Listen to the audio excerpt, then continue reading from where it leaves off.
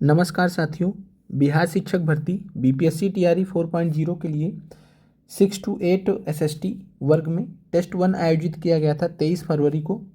और इस टेस्ट में पीआरटी के जो अभ्यर्थी थे, पीआरटी के अभ्यर्थियों को भी टेस्ट का मौका दिया गया था स्पेशलाइज्ड तरीके से। आज के इस वीडियो में हम आपसे इस टेस्ट 1 में कुल 160 प्रश्न आपको हमने दिए थे, अलग अलग वर्ग के लिए अलग अलग तरीके से प्रश्न थे। तो आज हम यहाँ पर इस वीडियो के माध्यम से इस टेस्ट का एनालिसिस करेंगे, साथ में जो आंसर्स हैं उनको देखेंगे और जिन भी प्रश्नों में आपको डाउट रहा होगा इस वीडियो के माध्यम से वो क्लियर भी हो जाएगा। आप सभी लोग लाइक कर दीजिएगा सेशन को। आगे बढ़ते हैं और साथ में कमेंट भी ज़रूर कर दीजिएगा कि आपको टेस्ट देकर कैसा लगा, कैसा फील हुआ। और यहाँ पर आप देख सकते हैं कि अगर हम बात करें 6 to 8 एसएसटी में बीपीएससी टीआरई 3.0 एग्ज़ाम जो हुआ था, रिजल्ट्स आए थे। तो यूआर रैंक 106 संदीप कुमार पटेल जी चैनल से जुड़े हुए थे। अस्मिता कुमारी जी टीजीटी एसएसटी में इनका सिलेक्शन हुआ, ये भी चैनल से जुड़ी हुई थी। आलोक कुमार जी का पीआरटी और 6 to 8 दोनों में सिलेक्शन हुआ है। और साथ में अविनाश आनंद जी का भी पीआरटी और 6 से 8 दोनों में सिलेक्शन हुआ। इसके अलावा अन्य अभ्यर्थी भी हैं और चूंकि जगह के वजह से हमने कुछ अभ्यर्थियों का यहाँ पर रेफरेंस के लिए लगाया है, क्योंकि हमने अभी तक जो 6 से 8 वर्ग के अभ्यर्थी हैं या टीजीटी वर्ग के अभ्यर्थी हैं एसएसटी वर्ग के, उनका हमने अभी तक नहीं लगाया था। तो इसलिए हमने यहाँ पर आपको जानकारी दी है कि चैनल से 6 से 8 एसएसटी वर्ग में भी अभ्यर्थी चयनित हुए हैं। पीआरटी में तो आप सभी जानते हैं कि सैकड़ों अभ्यर्थी सेलेक्ट हुए हैं टीआरई 3 में। चलिए टेस्ट पर आते हैं। टेस्ट जो हमने लिया था कुछ इस तरीके से था कि पार्ट 1 जो जीएस का पोर्शन था 1 से 40 प्रश्न थे इसमें, जो 8 प्रश्न आपके जीएस पार्ट में पूछा जाता है, 5 सब्जेक्ट में डिवाइड रहता है। उसी के फॉर्मेट में यहाँ पर 1 से 40 प्रश्न था, जिसको हमने पार्ट 1 नाम दिया था। एग्ज़ाम में आपको पार्ट 2 के नाम से आता है। फिर पार्ट 2 में बात करें तो 41 से 80 के बीच में इतिहास का मेन सब्जेक्ट का 6 से 8 एसएसटी में जिनका इतिहास मेन सब्जेक्ट है उनके लिए 40 प्रश्न यहाँ पर थे। और इनमें अगर हम बात करें तो वर्ल्ड हिस्ट्री के प्रश्न थे 15 के आसपास, 5 प्रश्न एंशियंट हिस्ट्री के थे और साथ में 20 प्रश्न मॉडर्न हिस्ट्री के थे। इसके अलावा बात करें पार्ट 3 में तो 81 से लेकर 120 तक पॉलिटी मेन सब्जेक्ट के 40 प्रश्न थे। और 121 से लेकर 160 के बीच में अगर बात करें तो जियोग्राफी मेन सब्जेक्ट के 40 प्रश्न थे। जियोग्राफी का जो हमने पूरा पेपर बनाया था क्लास 7th एनसीईआरटी से बनाया था। पॉलिटी का बात करें तो हमने पॉलिटी का प्रीवियस ईयर क्वेश्चंस भी लिए थे, साथ में 11th एनसीईआरटी पे स्पेशली हमने फोकस किया था। इतिहास की बात करें तो जो मॉडर्न हिस्ट्री के आपने क्वेश्चन आज देखे हैं, तो मॉडर्न हिस्ट्री के जो क्वेश्चन आपने कल टेस्ट में देखे थे ये आपके एससीईआरटी क्लास 12 से थे, एससीईआरटी क्लास 12 से थे। इसके अलावा बात करें वर्ल्ड हिस्ट्री का तो वर्ल्ड हिस्ट्री का हमने आपको क्लास 9th एससीईआरटी जो हमने आपको पढ़ाया भी है, तो क्लास 9th एससीईआरटी से आपके चैप्टर नंबर 1, 2, 3 से था फ्रांस की क्रांति तक। चलिए आगे बढ़ते हैं। और यहाँ पर जो पीआरटी के जो अभ्यर्थी थे उनको 41 से लेकर 60 प्रश्न नहीं करने थे। ये प्रश्न वर्ल्ड हिस्ट्री और साथ में एंशियंट हिस्ट्री के प्रश्न थे। ये प्रश्न पीआरटी के अभ्यर्थियों को नहीं करने थे। इसके अलावा पीआरटी के अभ्यर्थियों को ये 40 प्रश्न, यहाँ से 41 से लेकर 60 प्रश्न और ये पूरे 40 प्रश्न और ये पूरे 40 प्रश्न, टोटल 140 प्रश्न पीआरटी के अभ्यर्थियों को यहाँ पर करने थे। बाकी जिनका सब्जेक्ट था 6 से 8 में उनको 120 प्रश्न करने थे, 40 जीएस के, 40 सब्जेक्ट के, जो भी 2 सब्जेक्ट आपके रहे हों। चलिए स्टार्ट करते हैं। पहला प्रश्न आपका था संथाल विद्रोह के समय भारत का गवर्नर जनरल कौन था। पहला प्रश्न आपके सामने है, संथाल विद्रोह के समय भारत का गवर्नर जनरल कौन था। तो संथाल विद्रोह का समय क्या था, तो संथाल विद्रोह की अगर हम बात करें तो 1855 में स्टार्ट हुआ था और 1856 में ये समाप्त हो गया था। तो 1855 से 56 के बीच में था। और इस समय आप सभी अभ्यर्थियों को मालूम है कि लॉर्ड डलहौजी का समय चल रहा था। लॉर्ड डलहौजी का समय क्या था, तो 1848 से लेकर 56 तक। लॉर्ड कैनिंग की बात करें तो जब संथाल विद्रोह समाप्त हो चुका था तब लॉर्ड कैनिंग आए थे 1856 में। तो 1856 से 1862 तक थे ये। तो ये आपको आंसर क्लियर है। अब यहाँ से आपको डाउट नहीं होना चाहिए। बहुत सारे अभ्यर्थियों को लॉर्ड कैनिंग में डाउट हुआ होगा, लेकिन जब लॉर्ड कैनिंग आए थे तो संथाल विद्रोह समाप्त हो चुका था। तो इसलिए जब संथाल विद्रोह के समय भारत के गवर्नर जनरल पूछेंगे तो आपका आंसर क्या होगा, लॉर्ड डलहौजी, बिना कोई डाउट के। अगले प्रश्न पर चलते हैं। निम्नलिखित में से कौन बॉम्बे प्रेसिडेंसी एसोसिएशन 1885 के संस्थापक थे। तो बॉम्बे प्रेसिडेंसी 1885 में बनी थी। और बॉम्बे प्रेसिडेंसी की बात करें तो फिरोज शाह मेहता बॉम्बे प्रेसिडेंसी एसोसिएशन के संस्थापक थे। एक बार कमेंट कीजिएगा कि जी सुब्रमण्यम अय्यर किस संस्था से जुड़े हुए थे। सूर्यनाथ बनर्जी के बारे में भी कमेंट कीजिएगा कि किस संस्था से जुड़े हुए थे। अगला प्रश्न है, बिहार में कांग्रेस का प्रथम अधिवेशन 1912 किस स्थान पे हुआ था, जिसके अध्यक्ष थे आर.एन. मुधोलकर जी। तो आर.एन. मुधोलकर की अध्यक्षता में 1912 का जो अधिवेशन हुआ था, बहुत ही प्रसिद्ध अधिवेशन है जिसको हम बोलते हैं बांकीपुर अधिवेशन। तो बिहार के बांकीपुर अधिवेशन हुआ था, जो कि बिहार में कांग्रेस का पहला अधिवेशन था। आर.एन. मुधोलकर कांग्रेस के अध्यक्ष थे 1912 के अधिवेशन में।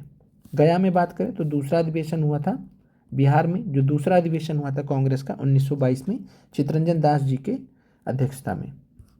भागलपुर में कोई भी अधिवेशन नहीं हुआ है। अगला प्रश्न है, सविनय अवज्ञा आंदोलन शुरू होने के समय भारत के वायसराय कौन थे। तो सविनय अवज्ञा आंदोलन शुरू कब हुआ था। तो सविनय अवज्ञा आंदोलन जो शुरू हुआ था, ये शुरू हुआ था 6 अप्रैल 1930 को। 6 अप्रैल 1930 को जैसे ही गांधी जी ने नमक कानून तोड़ा था, नमक कानून तोड़ते ही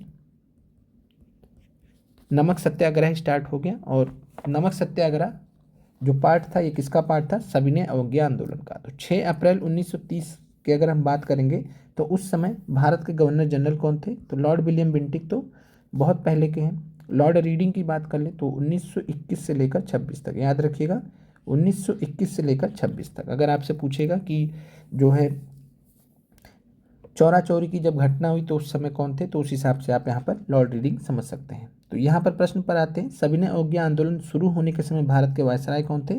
तो आंसर है लॉर्ड इरविन, 1926 से लेकर 1931 के बीच में। तो 1926 से लेकर 1931 के बीच में लॉर्ड इरविन भारत के वायसराय थे या गवर्नर जनरल थे। चाहे गवर्नर जनरल पूछे चाहे वायसराय पूछे, बात एक ही है, तो आपको इसमें भी कंफ्यूज नहीं होना। तो 1926 से लेकर 31 के बीच में लॉर्ड इरविन थे। इनके समय में बहुत सारी घटनाएं हुई थी, जैसे कि साइमन कमीशन भी इनके समय में आया था। चलिए आगे बढ़ते हैं। अगला प्रश्न है, भारत में कौन कांग्रेस के प्रथम अधिवेशन में सम्मिलित नहीं हुए थे। तो फिरोज शाह मेहता सम्मिलित हुए थे, दादा भाई नौरोजी तो थे ही। सूर्यनाथ बनर्जी की बात करें तो ये व्यस्त थे, व्यस्तता के वजह से ये अटेंड नहीं कर पाए थे। तो इनका खुद का ऑर्गेनाइजेशन था, उसमें फंसे हुए थे। बाद में सूर्यनाथ बनर्जी ने कांग्रेस भी ज्वाइन कर लिया था कुछ वर्ष पश्चात। आप लोग कमेंट कीजिएगा, हमने आपको पढ़ाया भी है मॉडर्न हिस्ट्री में कि सूर्यनाथ बनर्जी ने कांग्रेस कब ज्वाइन कर लिया था। तो या फिर अपनी जो उनकी जो पार्टी थी उसको कांग्रेस में विलय कर दिया था पूरी तरीके से। तो सूर्यनाथ बनर्जी यहाँ पर आंसर है। ये प्रथम अधिवेशन में 1885 के बॉम्बे के अधिवेशन में ये शामिल नहीं हुए थे। अगला प्रश्न है, साइमन कमीशन के गठन की घोषणा कब की गई थी। तो साइमन कमीशन के गठन की घोषणा, ये आपका TRE 3.0 में पूछा गया सवाल है। वहाँ पर वर्ष नहीं दिया गया था, डेट नहीं दिया गया था।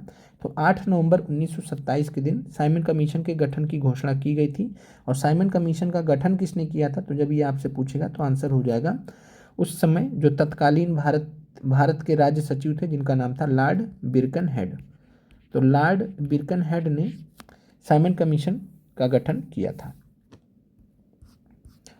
अगला प्रश्न है, 1931 में भारतीय राष्ट्रीय कांग्रेस के कराची अधिवेशन के लिए सरदार पटेल की अध्यक्षता में किसने मौलिक अधिकार और आर्थिक कार्यक्रम पर संकल्प का मसौदा तैयार किया था।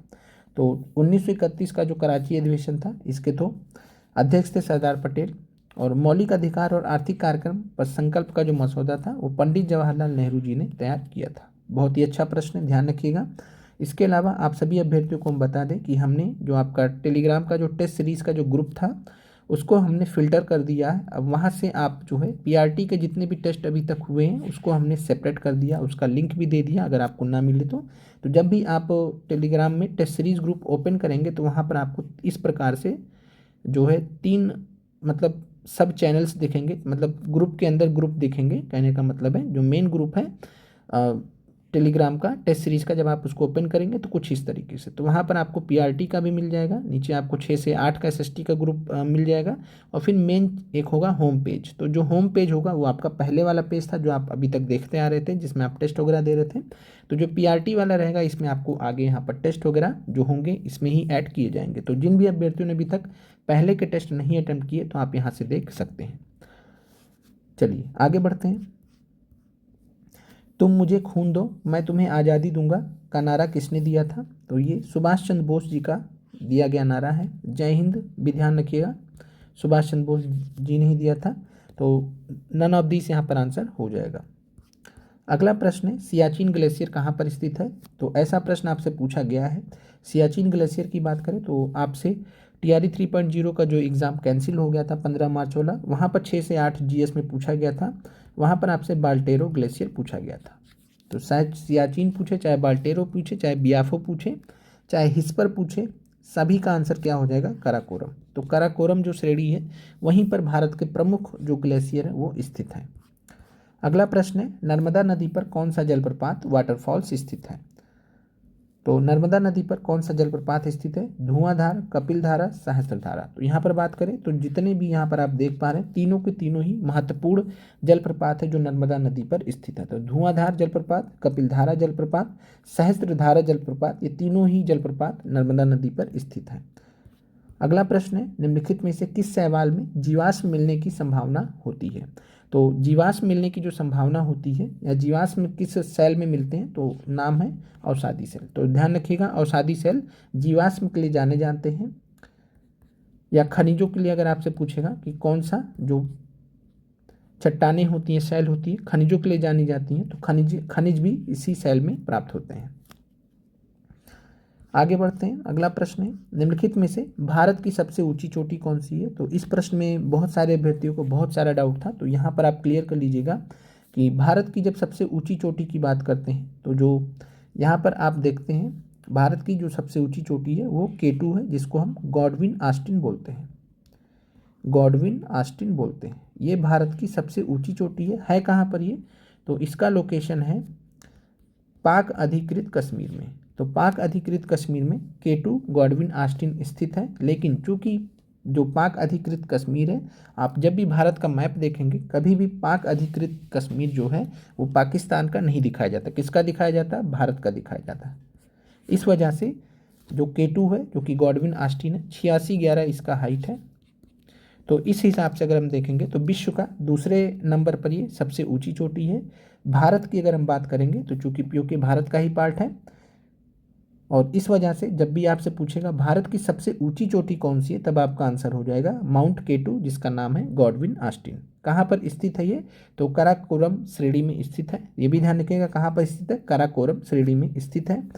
इसके अलावा जब आपसे पूछेगा भारत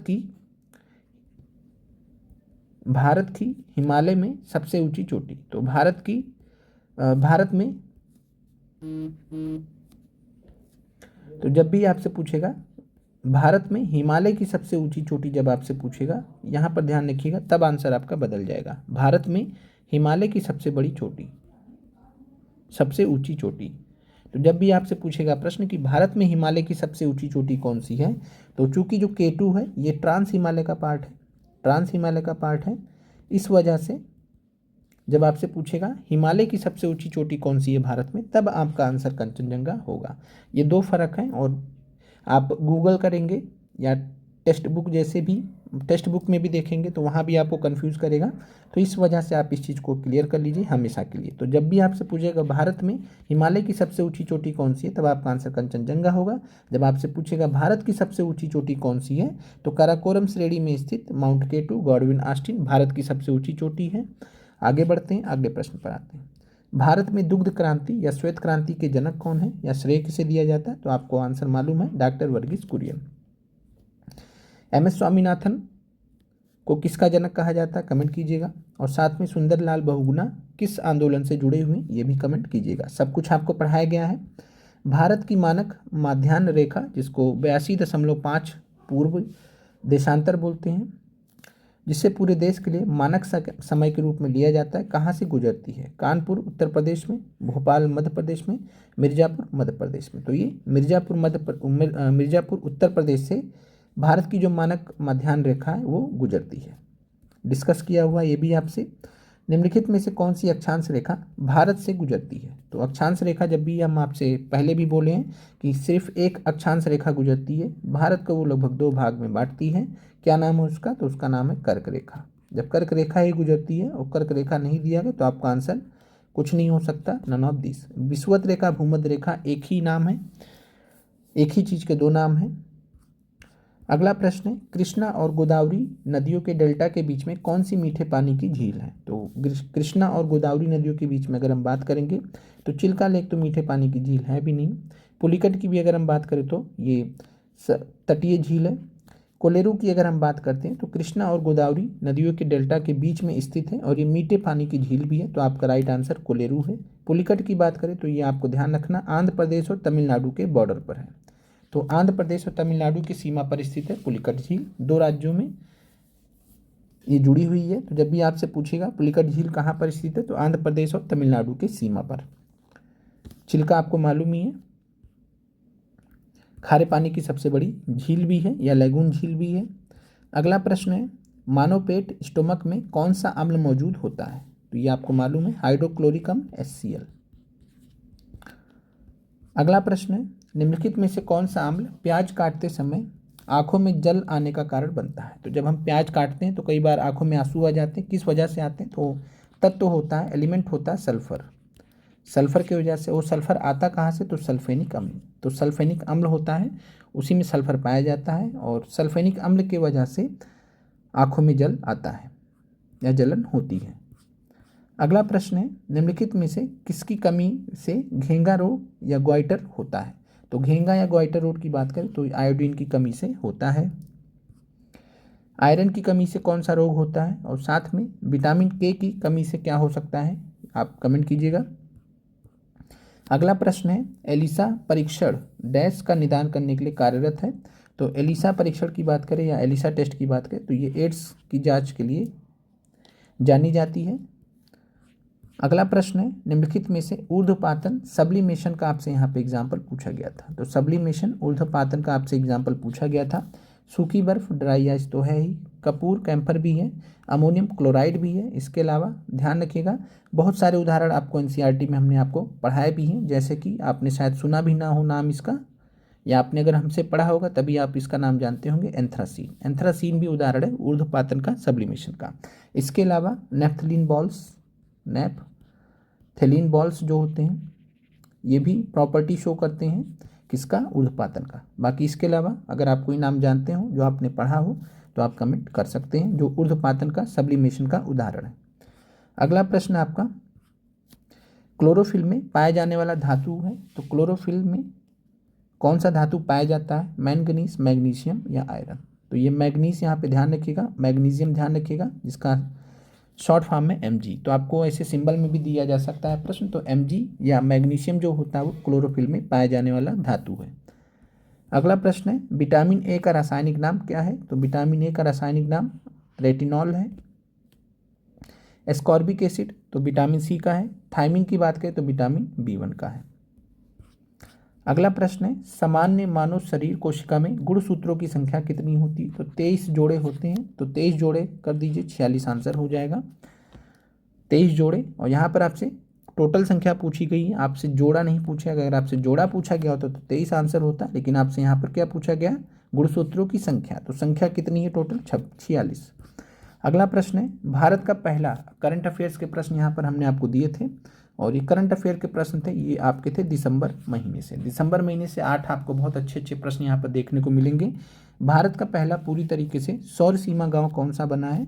तो India's first solar border village, ये 18 दिसंबर की घटना है। तो भारत का पहला पूरी तरीके से सौर सीमा गांव बना है, याद रख लीजिएगा, मसाली, गुजरात का।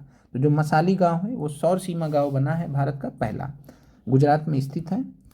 अगला प्रश्न है, किस राज्य ने बंगलार बाड़ी आवास योजना शुरू की है? तो नाम से ही जान गए होंगे कि बंगलार बाड़ी आवास योजना किसने शुरू की है? पश्चिम बंगाल में। अब ये प्रश्न था, आपको पता होना पता उससे फर्क ही नहीं पड़ता था, आप आराम से नाम देख के यहाँ पर आंसर कर सकते थे।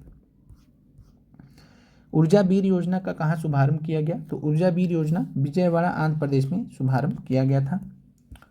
अगला प्रश्न है, निम्नलिखित में से कौन संयुक्त राष्ट्र आंतरिक न्याय परिषद, तो संयुक्त राष्ट्र United Nations internal justice council के अध्यक्ष चुने गए हैं, नियुक्त किए गए हैं? तो यहाँ पर न्यायमूर्ति मदन बी लोकुर, तो न्यायमूर्ति मदन बी लोकुर को अध्यक्ष नियुक्त किया गया है संयुक्त राष्ट्र आंतरिक न्याय परिषद का के अध्यक्ष के रूप में नियुक्त किया गया है। महत्वपूर्ण सवाल है, ध्यान रखिएगा। अगला प्रश्न है, अंतर्राष्ट्रीय सौर गठबंधन में शामिल होने वाला 105वां देश कौन सा है? तो यहाँ पर आंसर है मालडोवा। तो मालडोवा नाम का एक देश है, अंतर्राष्ट्रीय सौर गठबंधन में शामिल होने वाला 105वां देश भी बना है। अंतर्राष्ट्रीय सौर गठबंधन की स्थापना किसने की थी? तो भारत और फ्रांस ने। कब किया था? तो ये किया था 2015 में। अंतर्राष्ट्रीय सौर गठबंधन का हेडक्वार्टर कहाँ पे है? तो आंसर हो जाएगा गुड़गांव। तो ध्यान रखें, गुड़गांव या गुरुग्राम में इसका हेडक्वार्टर है। भारतीय अंतरिक्ष स्टेशन, जो भारत का अपना स्पेस स्टेशन होगा, किस वर्ष तक स्थापित किया जाएगा? तो भारत का अपना खुद का स्पेस स्टेशन होगा जिसका नाम होगा भारत अंतरिक्ष स्टेशन। ये बनकर जो तैयार होगा या स्थापित होगा 2035 तक। तो याद रखिएगा, ये भी महत्वपूर्ण सवाल है। अगला प्रश्न है, ये भी महत्वपूर्ण सवाल है, ISFR भारत वन स्थिति रिपोर्ट 2023। तो भारत वन स्थिति रिपोर्ट 2023 के अनुसार भारत के कितने प्रतिशत भौगोलिक क्षेत्र पर कुल वन और वृक्ष आवरण है? तो टोटल यहाँ आपसे पूछा जा रहा है वन प्लस वृक्ष। तो टोटल वन प्लस वृक्ष आवरण कितना है, कितने प्रतिशत भौगोलिक क्षेत्र पर? तो राइट आंसर है 25.17। कमेंट कीजिएगा कि वन का कितना और वृक्ष का कितना। अगर आप जानते हैं तो कमेंट कीजिएगा वन का कितना, वृक्ष का कितना है। बाकी आपको 2023 का जो रिपोर्ट है ये हम आपको करा देंगे, तो आपको परेशान नहीं होना। राइट आंसर यहाँ पर 25.17 है। 2 साल पर भारत वन स्थिति रिपोर्ट आता है। लास्ट आया था 2021 में, अभी जो लेटेस्ट आया वो आया 2023 का। थोड़ा लेट चलता है तो इसीलिए आपको 2024 लास्ट में मिला है। आगे बढ़ते हैं। पहली बार गंगा नदी डॉल्फिन की टैगिंग कहाँ की गई है? तो ये आपको थोड़ा सरप्राइजिंग प्रश्न लगा होगा, आंसर देखने के बाद और सरप्राइज किया होगा, तो याद कर लीजिएगा, करंट अफेयर के लिए इंपॉर्टेंट है। तो गंगा नदी डॉल्फिन की जो टैगिंग की गई है पहली बार, वो की गई है असम में। अगला है, एक वस्तु को 10% की हानि के स्थान पर, कुछ मैथ के प्रश्न है। तो एक वस्तु को 10% की हानि के स्थान पर 10% लाभ पर बेचा जाता है। व्यक्ति 20 रुपये से अधिक प्राप्त करता है, 20 रुपये अधिक प्राप्त करता है, उस वस्तु का क्रय मूल्य क्या होगा? तो यहाँ पर 2 केस हैं कि 10% हानि होती है या 10% लाभ होता है। तो 10% हानि होगी अगर तो 90 में बेचेगा, 10% लाभ होगा तो कितने में बेचेगा? 100 रुपये है तो 110 में बेचेगा। 10% हानि होगी तो 100 में से 10 घट जाएंगे, 90 में बेचेगा। 10% अगर लाभ होगा तो 110 में बेचेगा। डिफरेंस कितना है? 20 का। अगर ऐसा होता है तो वो 20 रुपये अधिक प्राप्त करता है, यानी कि यहाँ पे जो 20 का डिफरेंस तो यहाँ भी दिया गया, 20 का डिफरेंस यहाँ भी दिया गया है। 1 यूनिट का मान निकाल लीजिए, तो 1 यूनिट का मान 20/20 यानी कि 1 हो जाएगा। जब 1 यूनिट का मान 1 है तो आपसे वस्तु का क्रय मूल्य पूछा है। क्रय मूल्य यानी 100 यूनिट आप निकाल लीजिए। तो 100 यूनिट आप जब निकालेंगे तो 1 का मान जब 1 है तो 100 यूनिट का मान 100 हो जाएगा। तो राइट आंसर आपका यहाँ पर 100 रुपये हो जाएगा। एक क्रिकेटर के 10 पारियों में औसत रन 32 थे, यानी 32 के औसत से 10 पारियों में रन बनाए तो कुल उसके रन कितने हो जाएंगे? तो 32 × 10 320 हो जाएंगे। अगली पारी में उसे कितने रन बनाने चाहिए कि उसका औसत 4 बढ़ जाए? 4 बढ़ने का मतलब क्या है? यहाँ 32 की जगह कितना आ जाएगा? 36। 4 बढ़ने का मतलब क्या? 32 + 4 36 हो जाएगा।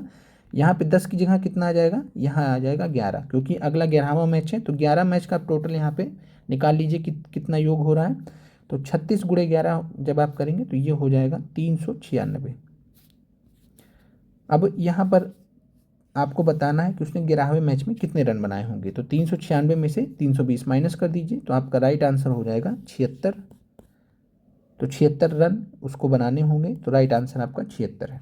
अगला प्रश्न है, जब किसी संख्या को 6 से विभाजित किया जाता है तो शेष 3 प्राप्त होता है। उसी संख्या के वर्ग को 19 से विभाजित किया जाएगा तो शेष कितना होगा? तो जब 6 से विभाजित किया जाता है 3 प्राप्त हो रहा है, तो 3 और 6 जोड़ दीजिए 9, यानी कि 9 वो संख्या रही होगी जिससे 6 को विभाजित किया गया होगा। चेक कर सकते हैं कि 9 से विभाजित किया गया होगा 6 को, तो 3 यहाँ पर रिमाइंडर आया होगा। अगले में क्या कह रहा है? जब उसी संख्या के वर्ग को, यानी इसी संख्या का वर्ग कर दीजिए, 81 कर दीजिए। 81 से किसको डिवाइड किया जा रहा है? 19 को। 19 को डिवाइड कीजिए तो 19 चौके 76 जाएगा। कितना बचा रिमाइंडर? 5। तो 5 आपका आंसर हो जाएगा। तो 5 शेष हो जाएगा जब हम 19 से उस संख्या के वर्ग को विभाजित करेंगे। सबसे छोटी विषम अभाज्य संख्या कौन सी है? तो यहाँ पर आपको हमने पढ़ाया भी था कि जो अभाज्य संख्याएं होती है वो 2, 3, 5, 7 इस तरीके से स्टार्ट होती हैं, लेकिन जो विषम अभाज्य संख्या होती है, विषम अभाज्य का मतलब क्या है कि सम नहीं होना चाहिए। दो क्या है? सम अभाज्य संख्या है, तो 2 नहीं होना चाहिए। तो सबसे छोटी जो विषम अभाज्य संख्या वो 3 हमें प्राप्त होती है। तो राइट आंसर इसका 3 है। तो यहाँ पर ऑड प्राइम नंबर आपसे पूछा गया था, विषम अभाज्य संख्या पूछी गई थी।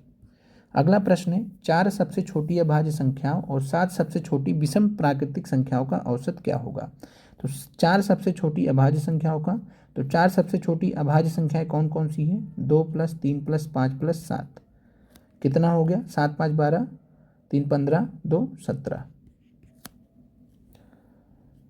फिर बोल रहा है 7 सबसे छोटी विषम प्राकृतिक संख्याओं का। तो 7 सबसे छोटी विषम प्राकृतिक संख्याओं का यहाँ पर आपको देखना है। तो यहाँ पर जब आप देखेंगे तो 1, 3, 5, 7, 9 और 11 हो जाएगा और +13 हो जाएगा। तो ये 7 हो जाएंगी। ये आपका हो गया 49, जोड़ लीजिए, ये हो गया 17, 49, 17 कितना हो गया? 66, 66 हो गया। और टोटल कितनी संख्याएं हैं? तो 4 ये हैं, 7 ये हैं, 11, 66 बचे 11 कर दीजिए तो आ जाएगा आपका आंसर 6। तो इसका जो औसत कितना आया? तो 6 आपका औसत आ गया। 4 हमारे पास ये मिल गई, 4 सबसे छोटी अभाज्य संख्या है, इनको जोड़ा हमने 17 आया। फिर इसके बाद हमने 7 सबसे छोटी विषम प्राकृतिक संख्याओं को जोड़ा, ये हमारा 49 आया, दोनों जोड़ दिए, 66 हो गया। कितनी संख्याएं हैं? तो टोटल 11 संख्याएं हैं। तो 66 बटे औसत के लिए में क्या करना होता है? योग बटे जितनी भी संख्याएं हो तो 11 कर दीजिए, तो यही आपका जो है औसत निकल आएगा। अगले प्रश्न पर आते हैं। एक अधिकारी का वेतन 25% बढ़ा दिया जाता है, यानी 100 रुपये थे तो 125 कर दिया गया। अभी कह रहा है वेतन को कितना प्रतिशत घटा दिया जाए कि वह पुराने वेतन पर आ जाए, यानी कि 125 से वापस से वो 100 पर आ जाए। 125 से वापस 100 पर आ जाए, कितना % घटाना पड़ेगा? 10% घटाइएगा तो 12.5 घटेंगे, 20 घटाइएगा तो 25 घटेंगे, 12.5, 12.5, 25, तो 20% घटा दीजिए, 25 घट जाएंगे, वापस से वो 100 पर आ जाएगा। तो इसका मतलब है 25% बढ़ा था तो 20% हमें घटा देना चाहिए, तो पुराने वेतन पे आ जाएगा। अगला प्रश्न है कितने वर्षों में 7500 8% साधारण ब्याज पर दोगुना हो जाएगा? तो आसान प्रश्न ये भी है। 7500 है आपके सामने, 7500 है, 1500, 15,000 करना है इसको, यानी 7500 रुपये हैं, 8% साधारण ब्याज लग रहा है, दोगुना हो जा रहा है 15,000, यानी 7500 से कितना हो जा रहा है? 15,000। तो अगर हम आपसे पूछे कि कितना साधारण ब्याज बढ़ा है इसमें, तो आप कहेंगे कि 7500 इसका प्रिंसिपल अमाउंट था, 15,000 पहुंचा, इसका मतलब है 15,000 में से 7,500 घटा दीजिएगा तो आपको यहाँ पर क्या मिल जाएगा? तो सिंपल इंटरेस्ट मिल जाएगा। तो साधारण ब्याज कितना उसको प्राप्त हुआ है? 7500, तभी तो 7500 से 7500 बढ़कर 1500 हो गया। तो यही हमारा क्या है? 15,000 में से 7,500 घटा दीजिए तो ये हमारा सिंपल इंटरेस्ट साधारण ब्याज हो गया। रेट क्या है? 8% रेट है, लगा दीजिए फार्मूला जो आपने पढ़ा है, SI बराबर क्या होता है? PTR बटे 100। सिंपल इंटरेस्ट यहाँ पर कितना हमने निकाला? 7500, 7500 है। प्रिंसिपल अमाउंट कितना है? प्रिंसिपल अमाउंट भी हमारा यहाँ पर 7500 है। कितना है? 7500 ही है। 7500 से 15,000 हो रहा था, तो प्रिंसिपल अमाउंट भी हमारा 7500 ही है। टाइम आपको निकालना है, R आपका 8% है और 100 नीचे रहता ही है। 7500 7500 कैंसिल आउट हो जाएगा, 100 इधर चला जाएगा, तो 100/8 हो जाएगा T बराबर। तो T बराबर 100/8 हो जाएगा। आप इसको सॉल्व कर लीजिएगा तो 12.5 आपको आंसर मिल जाएगा। अगले प्रश्न पर चलते हैं। दो संख्याओं का अनुपात 14-25 है, यदि उनके बीच का अंतर 264 है, तो 14-11 का अंतर देखिए कितना हो जाएगा? 11 हो जाएगा। और 264 यहाँ भी अंतर दिया गया, दोनों अंतर बराबर होने चाहिए, तो एक का मान कितना हो जाएगा? 24। जब एक का मान 24 है तो 14 को मल्टीप्लाई कर दिए 24 से तो छोटी संख्या, 24 को 25 से मल्टीप्लाई कर दीजिए तो बड़ी संख्या। तो 24 से 25 को मल्टीप्लाई कर देंगे तो 600 हमें प्राप्त हो जाएगा बड़ी संख्या के रूप में। चलिए अब यहाँ से हम आपको हिस्ट्री के जो प्रश्न वो यहाँ पर देख लेते हैं। बाकी PRT के जो अभ्यर्थी हैं एक बार आप इसको भी देख लीजिएगा, वर्ल्ड हिस्ट्री में भी आपको कुछ इंपॉर्टेंट क्वेश्चंस मिल सकते हैं। तो अमेरिकी स्वतंत्रता संग्राम के दौरान थॉमस पेन की पुस्तक कॉमन सेंस किस वर्ष पहली बार प्रकाशित हुई थी? तो ये प्रकाशित हुई थी 1776 में। और कॉमन सेंस की जो पुस्तक थी थॉमस पेन की, इसने एक क्रांति ला दिया था, कह सकते हैं विचारों के माध्यम से, पुस्तक के माध्यम से एक जो क्रांति थी उसको एक अच्छे अंजाम में ले जाने के लिए योगदान भी था इस पुस्तक का। बहुत फेमस पुस्तक थी। तो अमेरिकी स्वतंत्रता संग्राम की जो फेमस पुस्तक थी, नाम था उसका कॉमन सेंस। रचयिता उसके कौन थे, लेखक कौन थे, थॉमस पेन। तो कॉमन सेंस याद रखिएगा, 1776 में पहली बार प्रकाशित हुई थी। अगला प्रश्न है, कुस्तुनतुनिया शहर का पतन, फॉल ऑफ कॉन्स्टेंटिनोपल कब हुआ था, जिसने यूरोपीय शक्तियों को समुद्री भौगोलिक विकल्पों के लिए प्रेरित किया था। तो कुस्तुनतुनिया शहर, जिसको आज हम इस्तांबुल के नाम से जानते हैं, ये 1453 में इसका पतन हुआ था।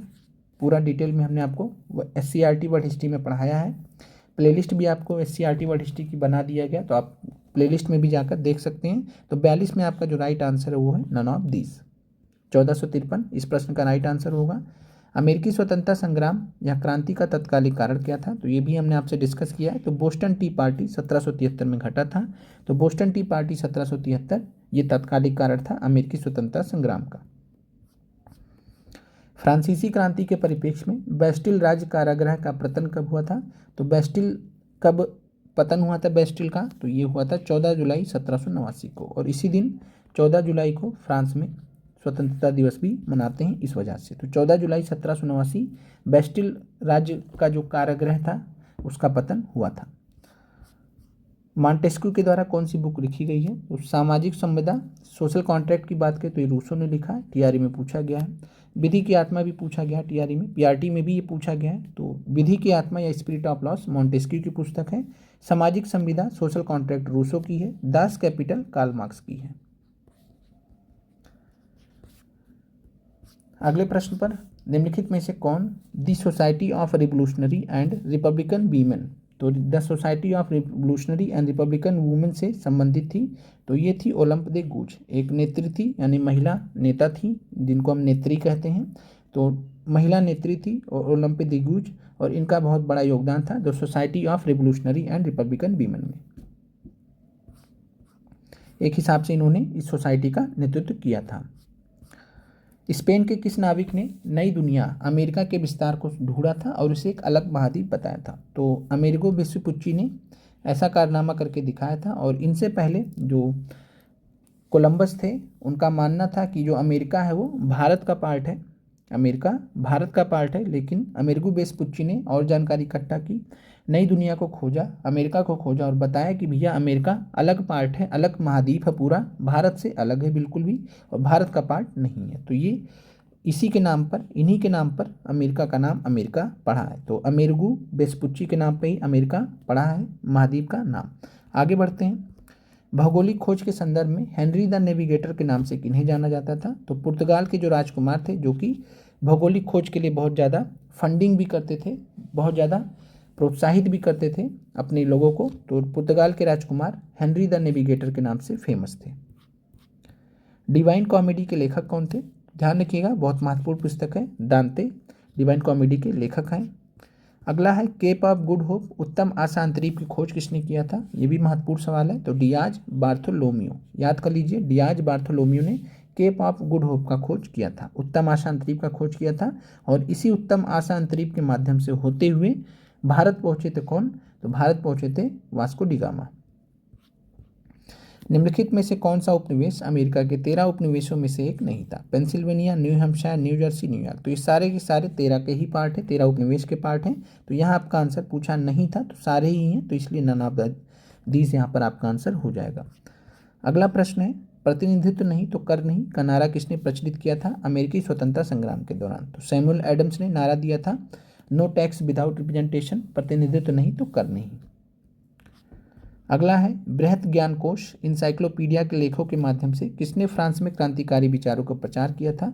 तो बृहत ज्ञान कोश या इंसाइक्लोपीडिया के लेख किसने लिखे थे फ्रांस में, दिदरो नामक लेखक थे, तो ध्यान रखिएगा दिदरो। अगले प्रश्न पर आते हैं, फ्रांस में लुई 16वें के शासन के दौरान लेटर्स द कैचेट क्या था। तो लेटर्स द कैचेट की बात करें तो जैसे भारत में रोलेट एक्ट आया था, कुछ उसी प्रकार से यहाँ पर सिस्टम चल रहा था, बिना अभियोग के गिरफ्तारी वारंट। तो कोई भी केस चलाए बिना ही, बिना अभियोग के ही गिरफ्तारी वारंट यहाँ पर लेटर्स द कैचेट के अंतर्गत किया जाता था फ्रांस में। निम्नलिखित में से किसने मौर्यकालीन व्यवस्था के बारे में अपनी पुस्तक इंडिका में लिखा। तो इंडिका नामक पुस्तक किसने लिखी है, मेगास्थनीज ने। मेगास्थनीज कब आया था, तो मौर्य चंद्रगुप्त मौर्य के समय में आया था। मौर्यकालीन व्यवस्था के बारे में इसने लिखा है। अगला प्रश्न है, सम्राट अशोक के शिलालेखों का सबसे पहले डिसाइफर किसने किया था? तो सम्राट अशोक के जो शिलालेख उनको सबसे पहले पढ़ा किसने था, डिसाइफर किसने किया था? तो यहाँ पर जो आपका राइट आंसर वो है जेम्स प्रिंसेप 1837 में। तो जेम्स प्रिंसेप 1837 राइट आंसर इस प्रश्न का, इन्होंने डिसाइफर किया था। अगला है, निम्नलिखित में से किस पुरातत्वविद ने हड़प्पा की खोज की थी? तो हड़प्पा की खोज किया था दयाराम साहनी ने। राखलदास बनर्जी ने किया था मोहनजोदाड़ो का। मोहनजोदाड़ो को मृतकों का टीला बोलते हैं। मृतकों का टीला यानी राख होगा तो राखलदास बनर्जी। इस तरीके से आप लिंक कर सकते हैं। एस.आर. राव की बात करें तो इन्होंने लोथल का खोज किया था। लोथल जो कि गुजरात में बंदरगाह शहर है, उसी का खोज किया था। अगला प्रश्न है, सिंधु घाटी सभ्यता में लोथल किस लिए प्रसिद्ध था? तो डिस्कस कर चुके, बंदरगाह शहर के रूप में फेमस था। यहीं से जो व्यापार वगैरह है भारत का सिंधु घाटी सभ्यता के दौरान होता था। अगले प्रश्न पर आते हैं, सिंधु घाटी सभ्यता में पशुपति की मोहर की प्राप्ति किस स्थल से हुई है? तो पशुपति की मोहर की अगर हम बात करें तो ये प्राप्ति हुई है मोहनजोदाड़ो से। कवि कालिदास और खगोल शास्त्री आर्यभट्ट किस भारतीय शासक के दरबार में उपस्थित थे? तो चंद्रगुप्त द्वितीय के समय में कवि कालिदास और खगोल शास्त्री आर्यभट्ट मौजूद थे। राइट आंसर सी है। अगला प्रश्न है, अब यहाँ से मॉडर्न हिस्ट्री के प्रश्न स्टार्ट होते हैं। निम्नलिखित में से किसने बंगाल चिकित्सा सेवा में कार्य किया? गवर्नर जनरल लॉर्ड वेलेस्ली का चल चिकित्सक रहा और कलकत्ता में अलीपुर चिड़ियाघर की स्थापना की थी। तो यह प्रश्न आपका टीआरई में पूछा जा चुका है। टीआरई 2 में यह प्रश्न संभवतः पूछा गया था, जहाँ तक हमें याद है। आंसर इसके फ्रांसिस बुकानन। कहाँ से पूछा गया? तो एनसीईआरटी एससीईआरटी क्लास 12 में फ्रांसिस बुकानन के बारे में पूरा डिटेल में दिया गया है। अगला है, दक्कन विद्रोह जिसमें रैयतों ने बगावत किया था, जिसको हम दक्कन दंगा के नाम से भी जानते हैं। दक्कन या डेक्कन रॉयट्स के भी नाम से जानते हैं। तो डेक्कन रॉयट्स पूछे या दक्कन दंगा पूछे एक ही बात है, या दक्कन विद्रोह पूछे। 1875 में दक्कन क्षेत्र में हुआ था। कहानी वही थी सब। रैयत, और रैयत क्यों थे? क्योंकि आपको मालूम है कि जो मद्रास प्रेसिडेंसी है, साथ में जो दक्कन वाला जो पार्ट था, वहाँ पर कौन सी व्यवस्था चल रही थी? तो रैयतवाड़ी चल रही थी। तो रैयतवाड़ी व्यवस्था यहाँ पर चल रही थी। मद्रास में तो चल ही रही थी, दक्कन में भी कौन सी व्यवस्था? रैयतवाड़ी व्यवस्था चल रही थी। अगला प्रश्न है, सहायक संधि सब्सिडरी अलायंस 1798 किसके द्वारा शुरू किया गया था? तो सब्सिडरी अलायंस की बात करें तो 1798 में शुरुआत किया था इसका लॉर्ड वेलेस्ली ने। सब्सिडरी अलायंस का जो जनक है वो कहा जाता है वैसे डुप्ले को। फ्रांसीसी गवर्नर थे डुप्ले। सहायक संधि का जो जनक है इनको माना जाता है। लेकिन अगर बात करें 1798 में भारत में किसने स्टार्ट किया था? तो लॉर्ड वेलेस्ली राइट आंसर है। अगला प्रश्न है, 1857 की क्रांति के दौरान अवध के ब्रिटिश रेजिडेंट कौन थे जिनकी क्रांति के दौरान मृत्यु हो गई थी? तो जेम्स आउटरम जो है थे, ये भी थे, लेकिन ये इनका जो है कह सकते हैं कि इनका कार्यकाल एक हिसाब से समाप्त हो गया था। फिर इनके बाद आए थे हेनरी लॉरेंस। तो जब 1857 की क्रांति के दौरान अवध के ब्रिटिश रेजिडेंट कौन थे जिनकी मृत्यु हो गई थी? तो इनका डेथ भी हो गया था, आग लगा दिया गया था रेजिडेंसी में, जिसमें ये जलकर खाक हो गए थे। तो हेनरी लॉरेंस यहाँ पर राइट आंसर है। अगला प्रश्न है, 1857 की क्रांति के दौरान आजमगढ़ घोषणा कब हुई थी? ये प्रश्न आपके लिए नया लगा होगा, लेकिन आपका एससीईआरटी एनसीईआरटी में दिया गया तो इसलिए बहुत ही महत्वपूर्ण है, इंपॉर्टेंट है। तो याद कर लीजिएगा, 25 अगस्त 1857 को आजमगढ़ घोषणा हुई थी। आजमगढ़ घोषणा एक हिसाब से जो हुई थी वो बहादुर शाह जफर जो कि मुगल सम्राट थे उस समय, उनका जो एक संदेश था भारत की जनता के लिए, उसी को आप समझ सकते हैं कि हिंदू मुस्लिम की एकता को बनाए रखने हेतु, साथ में जो विद्रोह चल रहा था उसको, उसका जो मनोबल है विद्रोह का, उसको बनाए रखने हेतु एक घोषणा थी, आजमगढ़ घोषणा कहते हैं इसको। 25 अगस्त 1857 को आजमगढ़ घोषणा जारी हुआ था। कॉर्नवालिस संहिता कॉर्नवालिस कोड कब बनी? तो कॉर्नवालिस कोड की बात करें या कॉर्नवालिस संहिता, जिसमें काफ़ी सारे कानून बनाए गए थे, तो कॉर्नवालिस कोड या कॉर्नवालिस संहिता की बात करें 1793 में ये भी आया था। तो 1793 में आपने पढ़ा है कि अस्थाई बंदोबस्त भी आया था, परमानेंट सेटलमेंट भी आया था। 1793 में ही कॉर्नवालिस संहिता भी आया है, एक ही वर्ष में आया है, तो आपको याद करने में दिक्कत नहीं होना चाहिए। अगला प्रश्न है, बारदोली सत्याग्रह 1928 का नेतृत्व किसने किया था? तो बारदोली सत्याग्रह का सरदार पटेल ने नेतृत्व किया था, और यही वो आंदोलन है जहाँ पर सरदार पटेल को सरदार की उपाधि दी गई थी। किसने दिया था सरदार पटेल को सरदार की उपाधि? एक बार कमेंट कीजिएगा। और किसके बिहाफ पर दिया था। मुस्लिम लीग के द्वारा प्रत्यक्ष कार्यवाही दिवस डायरेक्ट एक्शन डे किस दिन घोषित किया गया था? 23 मार्च 1940। तो 23 मार्च 1940 को पाकिस्तान प्रस्ताव लाया गया था, पाकिस्तान रेजोल्यूशन पास किया गया था, पाकिस्तान प्रस्ताव पारित किया गया था। 22 दिसंबर 1939 को मुक्ति दिवस मनाया गया था मुस्लिम लीग के द्वारा। 16 अगस्त 1946 को डायरेक्ट एक्शन डे प्रत्यक्ष कार्यवाही दिवस मनाया गया था मुस्लिम लीग के द्वारा। तो ध्यान रखिएगा, मुस्लिम लीग के द्वारा प्रत्यक्ष कार्यवाही दिवस 16 अगस्त 1946 को मनाया गया था। अंतरिम सरकार का गठन 2 सितंबर 1946 को हुआ था, जिसमें उपराष्ट्रपति बनाया गया था। यहाँ पर आपसे पूछा गया कि वाइस प्रेसिडेंट कौन बनाए गए थे। बहुत सारे अभ्यर्थियों के लिए नया प्रश्न रहा होगा, कंफ्यूज भी किया होगा कि क्या आंसर होगा। तो यहाँ पर अगर हम बात करें तो अंतरिम सरकार का जो गठन हुआ था 2 सितंबर, उसमें वाइस प्रेसिडेंट के जो रोल में थे जवाहरलाल नेहरू जी थे। तो उपराष्ट्रपति या वाइस प्रेसिडेंट के जो रोल में थे वो थे जवाहरलाल नेहरू, और इनको डायरेक्टली नाम तो नहीं दिया गया था, लेकिन आप डी फैक्टो आप समझ सकते थे कि असल में ये क्या थे, प्रधानमंत्री थे। लेकिन प्रधानमंत्री जैसा शब्द उस समय नहीं था। क्यों नहीं था? क्योंकि आपको मालूम है, क्योंकि भारत अभी आज़ाद नहीं हुआ, इस वजह से। तो जवाहरलाल नेहरू को कौन सा पद एक हिसाब से मिला था? उपराष्ट्रपति या वाइस प्रेसिडेंट का। अगला प्रश्न है, निम्नलिखित में से किसने महात्मा गांधी को 1 वर्ष तक ब्रिटिश भारत की यात्रा करने की सलाह दी, जिससे वो भारत के लोगों को जान सके? तो ऐसी सलाह कौन दे सकता है महात्मा गांधी जी को? तो महात्मा गांधी के वन ओनली जो गुरु थे, राजनीतिक गुरु थे। तो महात्मा गांधी के राजनीतिक गुरु कौन थे? गोपाल कृष्ण गोखले। तो राइट आंसर आपका गोपाल कृष्ण गोखले है। याद करने का तरीका आसान है। कैसे याद करेंगे? तो महात्मा गांधी के जो राजनीतिक गुरु हैं वही सलाह देंगे। गुरु ही अच्छी अच्छी सलाह देते हैं कि आपको क्या करना चाहिए, वही गाइड करते हैं। खिलाफत आंदोलन 1919-20 का नेतृत्व किसने किया था?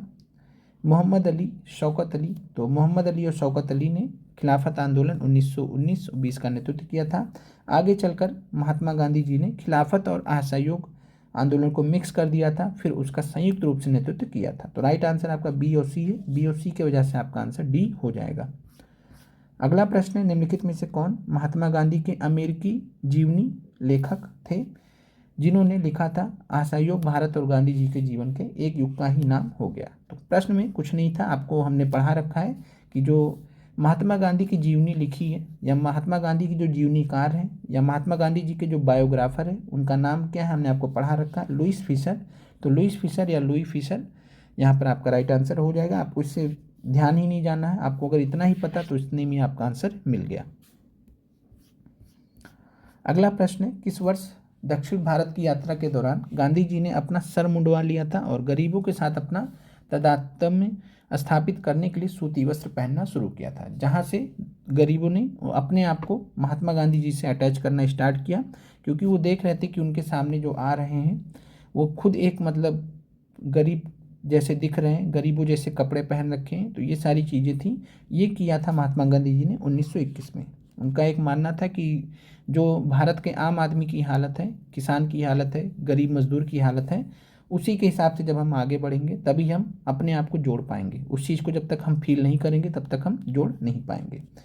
और इस तरीके से जो जन आंदोलन बना, इसका सबसे बड़ा कारण गांधी जी का कह सकते हैं कि जो एक नज़रिया था इस चीज़ को लेकर, और इस वजह से इन्होंने 1921 से अपना सर मुंडवा लिया और सूती वस्त्र पहनना स्टार्ट कर दिया। अगला प्रश्न है, 1922 में महात्मा गांधी को राजद्रोह के आरोप में 6 वर्ष की सज़ा सुनाई गई थी। आपको मालूम होगा कि 1922 में जब चौरी चौरा कांड हो गया, उसके बाद 12 फरवरी को महात्मा गांधी जी ने असहयोग आंदोलन वापस ले लिया।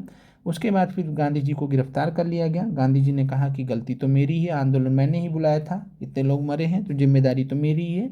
इनके ऊपर राजद्रोह का आरोप लगा, 6 वर्ष की सज़ा सुनाई दी गई, लेकिन फिर कुछ समय पश्चात फरवरी 1924 में इनको छोड़ दिया गया था। तो ध्यान रखिएगा, 6 साल की सज़ा सुनाई गई थी, लेकिन महात्मा गांधी जी को ज़्यादा समय तक कहाँ ही जेल में रख पाएंगे। तो फरवरी 1924 में महात्मा गांधी जी को रिहा हो गए थे। अगले प्रश्न पर चलते हैं। पूर्ण स्वराज अथवा पूर्ण स्वतंत्रता की उद्घोषणा जवाहरलाल नेहरू की अध्यक्षता में कांग्रेस के किस अधिवेशन में हुई थी? अच्छे से पढ़ाया हमने आपको। 1929 का अधिवेशन है, लाहौर अधिवेशन के नाम से फेमस है। किस नदी के किनारे हुआ था, एक बार कमेंट कीजिएगा। महात्मा गांधी जी की साबरमती आश्रम से दांडी यात्रा या नमक यात्रा किस दिन शुरू हुई थी? अब यहाँ आपसे साबरमती आश्रम से दांडी यात्रा नमक यात्रा का डेट पूछा गया। तो दांडी यात्रा कब प्रारंभ हुई थी? तो 12 मार्च 1930 को। कहाँ से प्रारंभ हुई थी? साबरमती आश्रम से, 12 मार्च 1930 को। और 6 अप्रैल 1930, तो 12 मार्च से लेकर 6 अप्रैल 1930 तक का समय है दांडी यात्रा का। 6 अप्रैल से क्या स्टार्ट हुआ था? सविनय अवज्ञा आंदोलन। सविनय अवज्ञा आंदोलन के नेता कौन थे? तो महात्मा गांधी जी थे। महात्मा गांधी जी के गिरफ्तार होने के बाद कौन थे? ये हमने आपको पढ़ाया है, कमेंट कीजिएगा।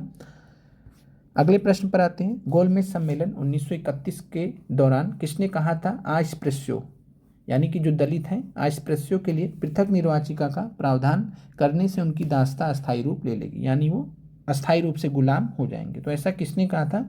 तो महात्मा गांधी पृथक निर्वाचन नहीं चाह रहे थे। जो अस्पृश्य लोग थे, दलित लोग थे या हरिजन लोग थे, इस वजह से उन्होंने ऐसा स्टेटमेंट यहाँ पर दिया था, अपने तर्क रख रहे थे। गोलमेज सम्मेलन 1931 में महात्मा गांधी, आपको पता होना चाहिए 3 सम्मेलन हुए हैं गोलमेज सम्मेलन। पहला 1930 में, दूसरा 1931 में, तीसरा 1932 में। 1930 में कोई नहीं गया कांग्रेस की तरफ से। 1931 में गांधी जी गए, खाली हाथ वापस आए। 1932 में कोई नहीं गया कांग्रेस की तरफ से। कमेंट कीजिएगा कि निम्नलिखित में कमेंट कीजिएगा दिए गए विकल्पों में से ही कौन ऐसे जो है व्यक्ति थे जो तीनों के तीनों गोलमेज सम्मेलन में पार्टिसिपेट किए थे। विकल्प आपको सामने, इन्हीं में से एक आंसर है, कमेंट कीजिएगा। अगला प्रश्न है, पूना समझौते पर डैश वायसराय की अवधि के दौरान हस्ताक्षर किए थे। अच्छा प्रश्न आपको मिला होगा। पूना समझौते की अगर हम बात करें तो इस समय लॉर्ड विलिंगडन, याद रखिएगा, लॉर्ड विलिंगडन 1931 से लेकर 1936 तक। तो 1931 से लेकर 1936 के बीच में भारत के वायसराय थे लॉर्ड विलिंगडन, और लॉर्ड विलिंगडन के ही समय में पूना समझौते पर वायसराय की अवधि वायसराय थे लॉर्ड विलिंगडन, और पूना समझौते पर 24 सितंबर 1932 को साइन हुआ था। क्लियर है? 1931 से लेकर 36 तक ये भारत के वायसराय थे।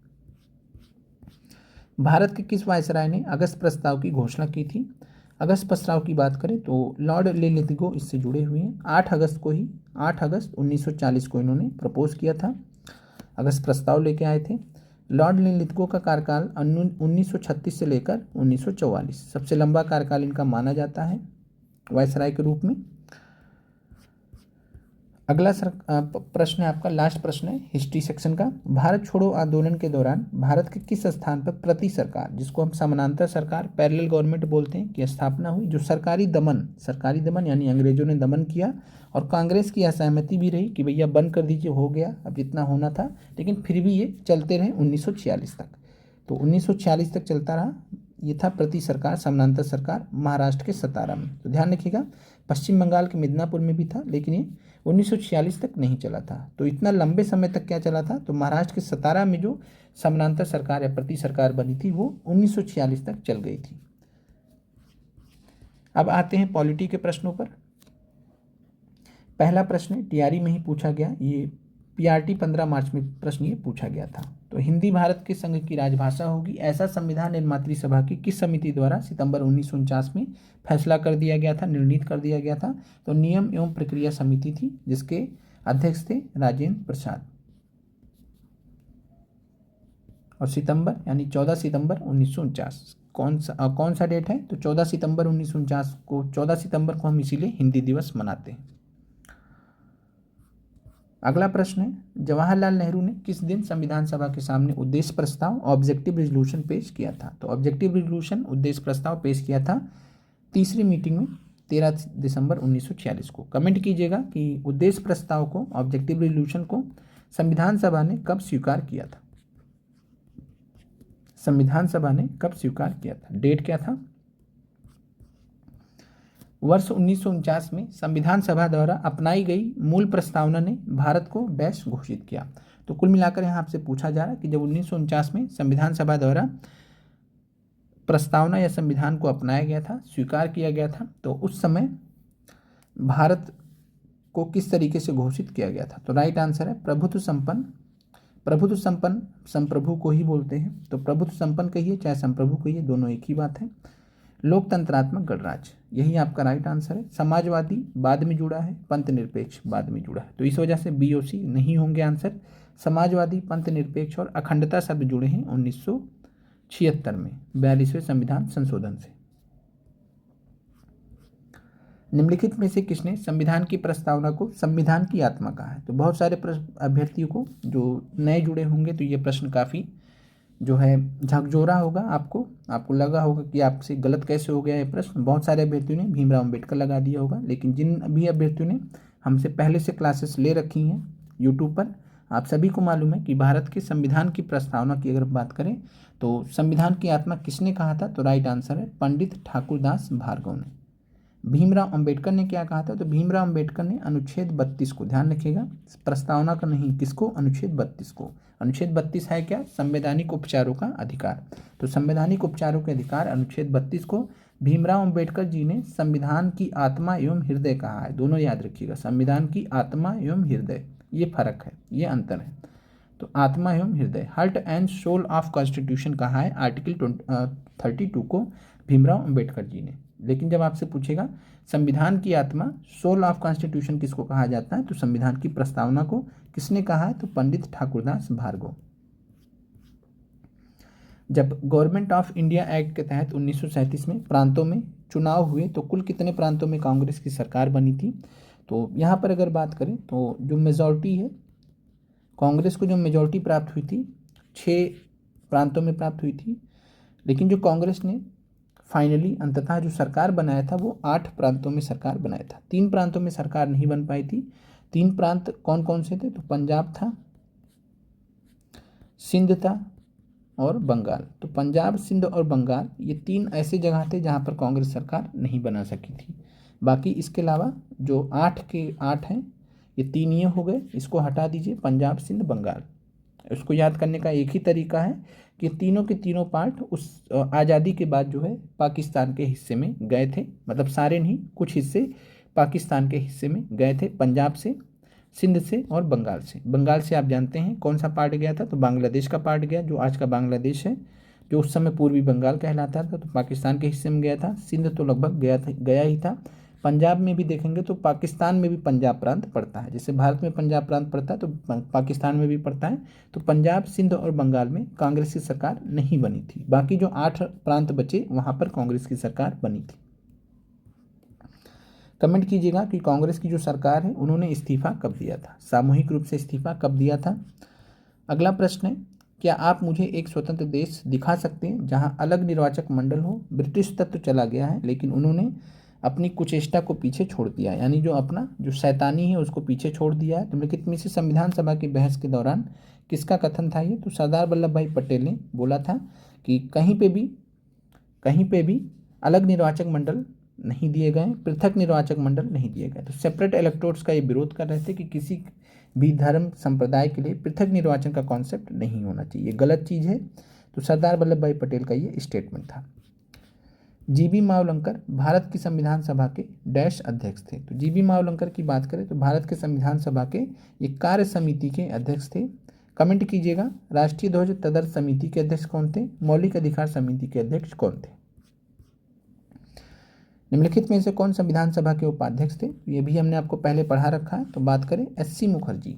एससी मुखर्जी संविधान सभा के उपाध्यक्ष के रूप में काम कर रहे थे। बीएन राव की बात करें तो ये कौन थे? संवैधानिक सलाहकार। किस संविधान संशोधन के माध्यम से संविधान में 9वीं अनुसूची को जोड़ा गया है? तो पहले संविधान में 8 अनुसूची थी, 9वां, 10वां, 11वां ये जोड़ा गया है संविधान संशोधन के माध्यम से। तो प्रथम संविधान संशोधन के माध्यम से 9वीं अनुसूची जोड़ी गई। 52वां संविधान संशोधन अधिनियम 1985 के माध्यम से, ये 1951 में आया था। 52वां संविधान संशोधन अधिनियम 1985 के माध्यम से 10वीं अनुसूची। 73वें संविधान संशोधन के माध्यम से 11वीं और 74वें संविधान संशोधन 1992 के माध्यम से 12वीं। अगला प्रश्न है, निम्नलिखित में से कौन भाषाई आधार पर राज्यों के पुनर्गठन के लिए गठित जेबीपी समिति 1948 का सदस्य था? तो 1948 में गठित की गई थी जेबीपी समिति। क्या थी जेबीपी समिति? तो J for Jawaharlal Nehru, B for Vallabh Bhai Patel, P for Pattabhi Sitaramayya. ठीक है, तो इसी में आपको आंसर दिए गए हैं, J for Jawaharlal Nehru, B for Vallabh Bhai Patel, P for Pattabhi Sitaramayya. याद करने का आसान सा तरीका है, तो आंसर आपका 1 से अधिक है। अगला प्रश्न है, स्वतंत्र भारत में भाषा के आधार पर सर्वप्रथम किस राज्य का गठन हुआ था? तो आंध्र राज्य का गठन हुआ था, आप सभी को मालूम है। कमेंट कीजिएगा। आंध्र राज्य की प्राप्ति के लिए किसने जो है भूख हड़ताल किया था, जिसमें उनकी जान भी चली गई थी, जिसके बाद सरकार पर दबाव बना और अंततः आंध्र राज्य बना था। तो वो कौन ऐसे व्यक्ति थे जिन्होंने अपनी जान दिया था आंध्र राज्य की स्थापना के लिए, कमेंट कीजिएगा। और बाद में यही आंध्र राज्य आंध्र प्रदेश के नाम से जाना गया। उस टाइम आंध्र राज्य बोलते थे, बाद में इसका नाम आंध्र प्रदेश हो गया था। निम्नलिखित में से कौन से प्रधानमंत्री ने राज्य के मुख्यमंत्री के रूप में कार्य नहीं किया? तो बात करें, जैसे प्रधानमंत्री नरेंद्र मोदी जी हैं, तो ये पहले कहाँ के मुख्यमंत्री थे? ये थे गुजरात के। लेकिन यहाँ आप सिर्फ सवाल पूछा है कि ऐसे कौन से प्रधानमंत्री हैं जिन्होंने मुख्यमंत्री थे ही नहीं या मुख्यमंत्री के रूप में कार्य नहीं किया। पीवी नरसिम्हा राव मुख्यमंत्री रह चुके थे, चौधरी चरण सिंह भी रह चुके थे। चंद्रशेखर की बात करें तो चंद्रशेखर जी ये भारत के डायरेक्ट प्रधानमंत्री बने हैं। अगले प्रश्न पर आते हैं, निम्नलिखित में से कौन स्थानीय स्वशासन से संबंधित है? सामुदायिक विकास कार्यक्रम 1952 जवाहरलाल नेहरू जी ने 2 अक्टूबर 1952 को शुरू किया था। स्थानीय शासन से रिलेटेड कार्यक्रम था ये। बलवंत राय मेहता समिति 1957 तो स्थानीय स्वशासन से संबंधित है ही।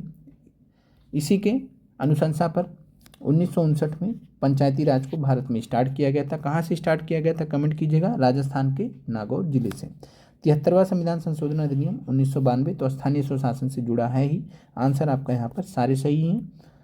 अगले प्रश्न पर आते हैं, 42वें संविधान संशोधन 1976 के माध्यम से कुल कितने मूल कर्तव्यों को संविधान के भाग 4 काम में शामिल किया गया था? तो कुल मिलाकर 10 मूल कर्तव्य जोड़े गए थे। 10 मूल कर्तव्य जोड़े गए थे। तो यहाँ पर राइट आंसर आपका नन ऑफ दिस हो जाएगा। कमेंट कीजिएगा। जो 11वां मूल कर्तव्य था, 11वां मूल कर्तव्य कब जोड़ा गया था? तो 11वां मूल कर्तव्य जो जोड़ा गया था वो जोड़ा गया था 86वें संविधान संशोधन अधिनियम 2002 के माध्यम से। 86वें संविधान संशोधन अधिनियम के माध्यम से 11वां मूल कर्तव्य जोड़ा गया था भारतीय संविधान में। अनुच्छेद 21A भी जोड़ा गया था, जो शिक्षा का अधिकार, वो भी 86वें संविधान संशोधन अधिनियम 2002 के माध्यम से जोड़ा गया था। अगले प्रश्न पर चलते हैं। हाल ही में भारत के राष्ट्रपति द्वारा 26वें मुख्य चुनाव आयुक्त चीफ इलेक्शन कमिश्नर के रूप में किसे नियुक्त किया गया है? तो करंट अफेयर्स यहाँ पे हमने मिक्स कर दिया, तो आंसर आपका ज्ञानेश कुमार। इतना आपको मालूम होना चाहिए। हमने आपको शेयर भी किया था। जिन भी अभ्यर्थियों ने वो पोस्ट हमारा यूट्यूब चैनल पर देखा होगा, आपका आंसर सही गया होगा। निम्नलिखित में से किसे देश के संविधान से भारत के संविधान में आपातकालीन उपबंध इमरजेंसी प्रोविजंस लिए गए हैं? तो इमरजेंसी प्रोविजंस आपातकालीन उपबंध जर्मनी के वाइमर संविधान से लिए गए हैं। आपने डिटेल में पढ़ भी रखा है। अमेरिका के संविधान से क्या लिया गया है? कमेंट कीजिएगा। अगले प्रश्न पर आते हैं, राष्ट्रपति से संबंधित अनुच्छेद संविधान के किस भाग में? तो राष्ट्रपति वगैरह के बारे में जितनी भी जानकारी दी गई है वो सारी की सारे भाग 5 के अंतर्गत आता है। कमेंट कीजिएगा कि भाग 5 जो है वो अनुच्छेद नंबर 52 से लेकर कहाँ तक हो जाता है। लास्ट अनुच्छेद इस भाग नंबर 5 का कौन सा है? आगे बढ़ते हैं, और इसी भाग 5 में आपको राष्ट्रपति, उपराष्ट्रपति, प्रधानमंत्री, अटॉर्नी जनरल ऑफ इंडिया और साथ में कंट्रोलर कैग के बारे में, कंट्रोलर एंड ऑडिटर जनरल के बारे में, सबके बारे में आपको यहाँ पर जानकारी मिलती है।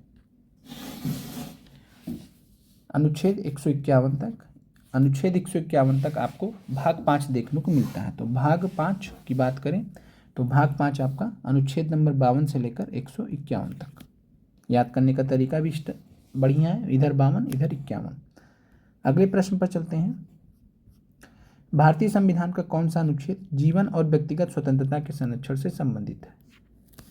अनुच्छेद 21 बहुत ही महत्वपूर्ण, सबसे महत्वपूर्ण कह लीजिए। अगला प्रश्न है, निम्नलिखित में से कौन सा अनुच्छेद राज्यों में राष्ट्रपति शासन से संबंधित है? तो राज्यों में जब आपातकाल लगता है तो उसको हम बोलते हैं राष्ट्रपति शासन। तो राष्ट्रपति शासन की बात करें तो राष्ट्रपति शासन दिया गया है अनुच्छेद 356 में। अनुच्छेद 352 में राष्ट्रीय आपातकाल, नेशनल इमरजेंसी के बारे में बताया गया है। अनुच्छेद 360 में वित्तीय आपातकाल के बारे में बताया गया है। अगला प्रश्न है, निम्नलिखित में से किसने कहा था संविधान सभा कांग्रेस थी और कांग्रेस भारत था? ऐसे स्टेटमेंट्स आपसे पूछे जा सकते हैं। तो संविधान सभा कांग्रेस थी और कांग्रेस भारत था, ये कहा था ग्रैनविल ऑस्टिन ने। फेमस स्टेटमेंट है, बहुत बार पूछा गया है। भारतीय संविधान में राज्य के नीति निदेशक तत्व कहाँ से लिए गए हैं? तो भारतीय संविधान में राज्य के नीति निदेशक तत्व आयरलैंड से लिए गए हैं।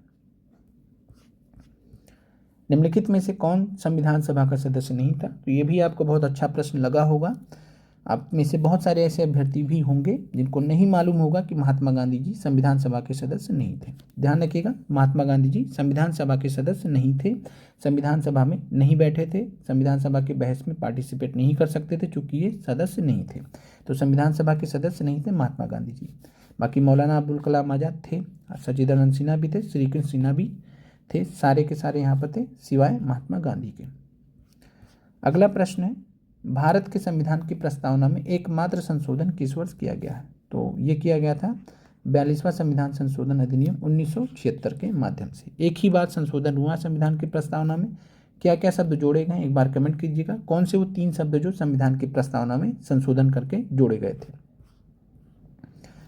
सर पैथिक लॉरेंस के नेतृत्व में कैबिनेट मिशन भारत कब आया था? तो सर पैथिक लॉरेंस के नेतृत्व में की अध्यक्षता में कैबिनेट मिशन कब आया था, या कैबिनेट मिशन के हेड कौन थे, अध्यक्ष कौन थे? Sir Pethick Lawrence. कब आया था?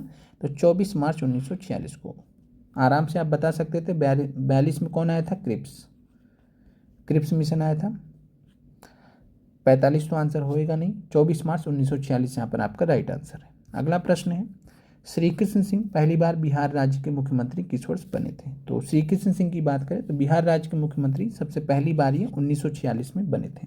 1937 में प्रीमियर बने थे, याद रखिएगा, शब्द में फ़र्क है। प्रधानमंत्री बने थे बिहार के। अब आप सोचेंगे बिहार का प्रधानमंत्री बना दिया गया, तो उस टाइम यही कॉन्सेप्ट था। तो प्रीमियर शब्द चलता था प्रधानमंत्री जैसा। जैसे आपने पढ़ा होगा कि मोहम्मद यूनुस करके थे, तो मोहम्मद यूनुस बने थे प्रथम प्रधानमंत्री। फिर उसके बाद सरकार जो है टूट गई थी, जब सरकार टूटी थी तो फिर उसके बाद दोबारा से 20 जुलाई हमने आपको पढ़ाया है कि 20 जुलाई 1937 को 19 जुलाई को मोहम्मद यूनुस की सरकार ने इस्तीफा दे दिया। 20 जुलाई 1937 को श्री कृष्ण सिंह के नेतृत्व में कांग्रेस की सरकार बनी थी बिहार में, और जिसमें श्री कृष्ण सिंह किस पद पर थे? प्रीमियर प्रधानमंत्री के पद पर थे। 1946 में अंतरिम सरकार के माध्यम से श्री कृष्ण सिंह बिहार राज्य के पहले मुख्यमंत्री भी यहाँ पर बने थे। बाकी आज़ाद भारत में उन्होंने कंटिन्यू किया था। अगला प्रश्न है, भारत के संविधान में निम्नलिखित में से किस भाषा को राष्ट्रभाषा का दर्जा दिया गया? ध्यान रखिएगा, यहाँ हमने आपसे राजभाषा नहीं पूछा है। बहुत सारे अभ्यर्थियों ने देखा भी नहीं होगा, आओ ना देखा ताओ, सीधे बाद में याद आया अरे यहाँ तो राष्ट्रभाषा पूछा गया। तो ध्यान रखिएगा, नेशनल लैंग्वेज कोई भी नहीं है, राजभाषा है, ऑफिशियल लैंग्वेज है। नन ऑफ दीज यहाँ पर आपका राइट आंसर है, राष्ट्रभाषा कोई भी नहीं है। चलिए, राजभाषा कौन कौन सी है, ऑफिशियल लैंग्वेजेस कौन कौन से हैं, कमेंट कर दीजिएगा। भारतीय कैबिनेट में पहली महिला कौन थी? ये भी आपका TRE 2 में पूछा गया सवाल है। सरोजनी नायडू, राजकुमारी अमृत कौर, इंदिरा गांधी। तो पहली महिला जो भारतीय कैबिनेट में थी उनका नाम था राजकुमारी अमृत कौर। निम्नलिखित में से किसका संबंध राज्य चुनाव आयोग से है? तो 73वां संविधान संशोधन अधिनियम 1992 जो आया था उसी के माध्यम से राज्य चुनाव आयोग का गठन की बात की गई थी। तो राज्य चुनाव आयोग से संबंधित जो प्रावधान है वो आपको 73वें संविधान संशोधन के साथ में जोड़े गए थे। अगले प्रश्न पर आते हैं, और कारण क्या था 73 ही? क्योंकि आपने देखा है कि जो राज्य चुनाव आयोग है उसका काम क्या है? तो पंचायत के चुनाव कराने का इनका काम है। तो पंचायत स्तर पर जो चुनाव होते हैं ये सारे चुनाव कराने का काम किसको है? राज्य चुनाव आयोग को, गाँव में भी शहर में भी। तो 73वां संविधान संशोधन अधिनियम पहले आया था, तो पहले आने के कारण राज्य चुनाव आयोग सबसे पहले किसमें बताया गया था? 73वें संविधान संशोधन अधिनियम में। अगला प्रश्न है, भारत के चुनाव के संबंध में कौन सा कथन सत्य है, सही है? सार्वभौम वयस्क मताधिकार है क्या? तो आप कहेंगे बिल्कुल है, सभी को बराबर अधिकार है। 18 साल के हो जाइए। आपका धर्म जात स्त्री पुरुष कुछ नहीं देखा जाएगा, आप वोट दे सकते हैं। तो सार्वभौम वयस्क मताधिकार है। बहुदलीय व्यवस्था है क्या? कांग्रेस भी है, बीजेपी भी है, आम आदमी पार्टी भी है, सपा भी है, बहुत सारी पार्टियां हैं, तो बहुदलीय व्यवस्था भी है। स्वतंत्र निर्वाचन आयोग है क्या? तो आप कहेंगे स्वतंत्र निर्वाचन आयोग है। तो संविधान ने स्वतंत्र निर्वाचन आयोग बना रखा है, वास्तव में कौन कितना स्वतंत्र है उस पर हमें नहीं जाना है, ठीक है। तो स्वतंत्र निर्वाचन आयोग यहाँ पर आपको मानना है। आंसर आपका 1 से अधिक है। किस राज्य ने भारत में पहली गैर कांग्रेसी सरकार को चुना था? तो ये भी आपका TRE 2 में पूछा गया सवाल है। इधर आप कुछ सवाल जो देख रहे थे ये हमने प्रीवियस ईयर क्वेश्चन से लिए थे। तो केरल यहाँ पर आपका राइट आंसर है। तो भारत में पहली जो गैर कांग्रेसी सरकार को चुना था केरल ने चुना था, और उस समय किसके नेतृत्व में गैर कांग्रेसी सरकार बनी थी, ये आप कमेंट कीजिएगा, देखते हैं किसको मालूम है। अगले प्रश्न पर आते हैं। भारतीय संविधान के किस अनुच्छेद के अनुसार अन्य पिछड़े वर्गों के कल्याण को बढ़ावा देने के लिए सरकार का जो बढ़ावा देना सरकार के लिए अनिवार्य है या सरकार की जिम्मेदारी है? तो अनुच्छेद 340 में ऐसा कहा गया है। ध्यान रखिएगा, अनुच्छेद 340 और अनुच्छेद 340 के माध्यम से ही पिछड़े वर्ग के लिए आयोग का भी प्रावधान करता है। अगला प्रश्न है, निम्नलिखित में से कौन भारतीय संविधान के संशोधन में सम्मिलित होता है? तो भारतीय संविधान का जो संशोधन होता है उसमें कौन कौन शामिल होता है? तो भारत के संविधान का संशोधन जो होता है उसमें भारत की जो संसद होती है वो पार्टिसिपेट करती है। भारत की संसद पार्टिसिपेट करती है। भारत की संसद की अगर हम बात करें तो भारत की संसद में राष्ट्रपति भी आते हैं, भारत की संसद में लोकसभा भी आता है, भारत की संसद में राज्यसभा भी। तो राष्ट्रपति, लोकसभा और राज्यसभा भारत की संसद के पार्ट हैं। तो ध्यान रखिएगा, भारत की संसद के 3 पार्ट हैं। राष्ट्रपति को क्यों पार्ट माना गया? क्योंकि जब तक राष्ट्रपति हस्ताक्षर नहीं करेंगी, साइन नहीं करेंगी, तब तक कोई भी जो विधेयक लाया गया है वो एक्ट या कानून नहीं बन सकता है। तो कोई भी बिल एक्ट नहीं बन सकता है, कोई भी कानून नहीं बन सकता जब तक कि साइन नहीं करेंगे। इसीलिए राष्ट्रपति को संसद का भाग माना गया है, पार्ट माना गया है। लोकसभा और राज्यसभा में ये सारी प्रक्रियाएं होती हैं, तो इस वजह से संसद के पार्ट तो हैं ही। तो ध्यान रखिएगा, संसद के पार्ट राष्ट्रपति, लोकसभा, राज्यसभा तीनों हैं। एक से अधिक यहाँ पर आपका आंसर हो जाएगा। उच्च न्यायालय के मुख्य न्यायाधीश एवं अन्य न्यायाधीशों की नियुक्ति कौन करता है? तो TRE 2 में, PRT में जब आप देखेंगे तो ये सवाल आपको स्टेटमेंट में दिया गया था। 3-4 स्टेटमेंट दिए गए थे, वहाँ आपसे पूछा जा रहा था कितने सही है कितने गलत, तो वहाँ पर आपको स्टेटमेंट में दिया गया है। तो उच्च न्यायालय के मुख्य न्यायाधीश एवं अन्य न्यायाधीश की नियुक्ति कौन करते हैं? तो ध्यान रखिएगा, राज्य के गवर्नर नहीं करते हैं। कौन करता है? भारत के राष्ट्रपति। इसीलिए प्रश्न दिया गया था, बहुत सारे अभ्यर्थी यहाँ फंस गए होंगे। तो ध्यान रखना है कि भारत के राष्ट्रपति ही उच्च न्यायालय के मुख्य न्यायाधीशों की नियुक्ति करते हैं। लोकतंत्र के अंतर्विरोधों को इंगित करने के लिए किसने द एप्पल कार्ट नामक नाटक लिखा था? तो द एप्पल कार्ट नाटक जॉर्ज बर्नार्ड शॉ ने लिखा था। अगला प्रश्न है, निम्नलिखित में से कौन स्वतंत्र पार्टी के संस्थापक थे? तो निम्नलिखित में से कौन स्वतंत्र पार्टी के संस्थापक थे? याद रखिएगा, बहुत महत्वपूर्ण सवाल है। सी राजगोपालाचारी, ये भी पूछा गया सवाल है। फिर अगला सवाल है, भारत के संविधान को अर्धसंघीय क्वासी फेडरल किसने कहा? तो ऐसे प्रश्न आपको देखने को मिलते रहेंगे TRE में। तो आंसर यहाँ पर आपका KC वेयर ने। बाकी एक क्लास में हम आपको जितने भी स्टेटमेंट्स वगैरह वो आपको करा देंगे। आपको इतना ज़्यादा परेशान नहीं होना चाहिए। बाकी आप जो आपको कंप्लीट जो एक NCERT है आप उस पर कमांड कीजिए। बाकी फैक्चुअल चीज़ें आप उसके लिए परेशान बिल्कुल नहीं होना है। सारी चीज़ें एक एक करके हम आपको करा देंगे। अभी आपके पास पर्याप्त समय है, जितना आपको अभी तक पढ़ाया गया कराया गया आप उसको अच्छे से मेहनत करिए। तो KC वेयर ने भारत के संविधान को अर्धसंघीय क्वासी फेडरल बोला है, इंडियन कॉन्स्टिट्यूशन को। अगला प्रश्न है, भारत का पंचवर्षीय योजना आधारित नियोजित विकास मॉडल किससे प्रेरित था? तो जो पंचवर्षीय योजना आए थे वो आधारित थे USSR मॉडल पर। तो USSR जो आज का रूस है, एक टाइम में USSR कहलाता था। USSR सोवियत रूस कहलाता था या सोवियत संघ कहलाता था। सोवियत संघ में बात करें तो सेंट्रल एशिया के भी बहुत सारे लगभग 8 से 9 देश भी शामिल थे और सबको मिलाकर हम USSR नाम बोलते थे। एक गुट था पूरा शीत युद्ध के दौरान। तो USSR मॉडल आपको ध्यान रखना है, इसी से पंचवर्षीय योजना भारत में लिया गया था। चलिए एक अच्छा प्रश्न आपके सामने। 17 नवंबर 1947 को संविधान सभा की बैठक डोमिनियन विधानमंडल के रूप में हुई। यहाँ पे ध्यान रखिएगा क्या लिखा है, डोमिनियन विधानमंडल, यानी कि संविधान सभा अभी तक क्या कर रही है, संविधान का निर्माण कर रही थी। लेकिन यहाँ पर संविधान निर्माण से परे यहाँ पर क्या बात किया जा रहा है, डोमिनियन विधानमंडल। और कभी भी विधानमंडल का मतलब है यहाँ पे कि लेजिस्लेचर के रूप में, यानी संसद के रूप में। तो संसद के रूप में कभी भी कोई भी सभा क्यों बैठेगी, कानून बनाने के लिए, कानून पारित करने के लिए। तो ध्यान रखिएगा, संविधान सभा की 2 प्रकार की बैठकें होती थी। एक संविधान निर्माण से संबंधित था, जब संविधान निर्माण से संबंधी प्रक्रिया चलती थी तो डॉक्टर राजेंद्र प्रसाद, याद रखिएगा कौन, तो डॉक्टर राजेंद्र प्रसाद अध्यक्षता करते थे जब संविधान निर्माण से संबंधी कार्य चल रहा था। जब कोई कानून वगैरह पारित करना रहता था तो डोमिनियन विधानमंडल के रूप में बैठना स्टार्ट किया था। और 17 नवंबर 1947 को डोमिनियन विधानमंडल के रूप में जब संविधान सभा की बैठक स्टार्ट हुई तो अध्यक्ष किसको चुना गया था इस डोमिनियन विधानमंडल का या संविधान सभा का, अध्यक्ष या स्पीकर समझिए। तो यहाँ पर चुना गया था वही जो लोकसभा के पहले स्पीकर थे, कौन थे? गणेश वासुदेव मावलंकर, जीबी मावलंकर। तो जीबी मावलंकर को ही स्पीकर या अध्यक्ष चुना गया था 17 नवंबर 1947 को। याद रखिएगा, ऐसा नहीं कि इनके बनने के बाद डॉक्टर राजेंद्र प्रसाद नहीं थे, डॉक्टर राजेंद्र प्रसाद थे। दो प्रकार की बैठकें होती थी, समझ गए होंगे आप। एक में कानून बनाना था, जो कानून बनाना था जीबी मावलंकर को बिठाते थे।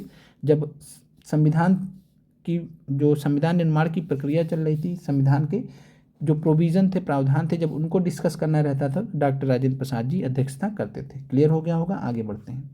अगला प्रश्न है, संसद में से कितने दिनों की अनुपस्थिति के बाद किसी सांसद को अयोग्य घोषित किया जा सकता है? तो यहाँ पर अगर बात करें 60 दिन तक अगर कोई सांसद जो है अनुपस्थित रहता है, एब्सेंट रहता है, तो उसको अयोग्य घोषित किया जा सकता है। एक टाइम था कि राहुल गांधी अभी तो बहुत एक्टिव है इंडियन पॉलिटिक्स में, एक टाइम था कि बहुत लंबा गैप उन्होंने लिया था, फिर जो है न्यूज़ वगैरह में भी आया था, लेकिन फिर उन्होंने कंटिन्यू किया था। 60 दिन नहीं पूरे हुए थे, वरना वो उस हिसाब से भी अयोग्य हो सकते थे। अगला प्रश्न है, भारत में निम्नलिखित में से किसका चुनाव अप्रत्यक्ष तरीके से होता है? इनडायरेक्ट इलेक्शन किसके होते हैं? तो इनडायरेक्ट इलेक्शन का मतलब वही होता है जिसमें आप जाके डायरेक्ट वोट नहीं दे के आते हैं। आप अपने आप को समझिए, क्या आप, आपके माता पिता, आपके भाई बहन जो कि 18+ हैं, क्या आप राष्ट्रपति के चुनाव में वोट देने जाते हैं, डायरेक्टली मतदान करने जाते हैं? आप कहेंगे नहीं। तो यही होता है अप्रत्यक्ष चुनाव, यानी राष्ट्रपति। क्या राज्यसभा के सदस्य का चुनाव आपने कभी किया? तो आप कहेंगे नहीं, हमने लोकसभा के सदस्य का चुनाव किया है, जिसको हम एमपी बोलते हैं, सांसद बोलते हैं। तो राज्यसभा के सदस्य का चुनाव भी हम डायरेक्टली नहीं करते हैं, इनडायरेक्ट करते हैं।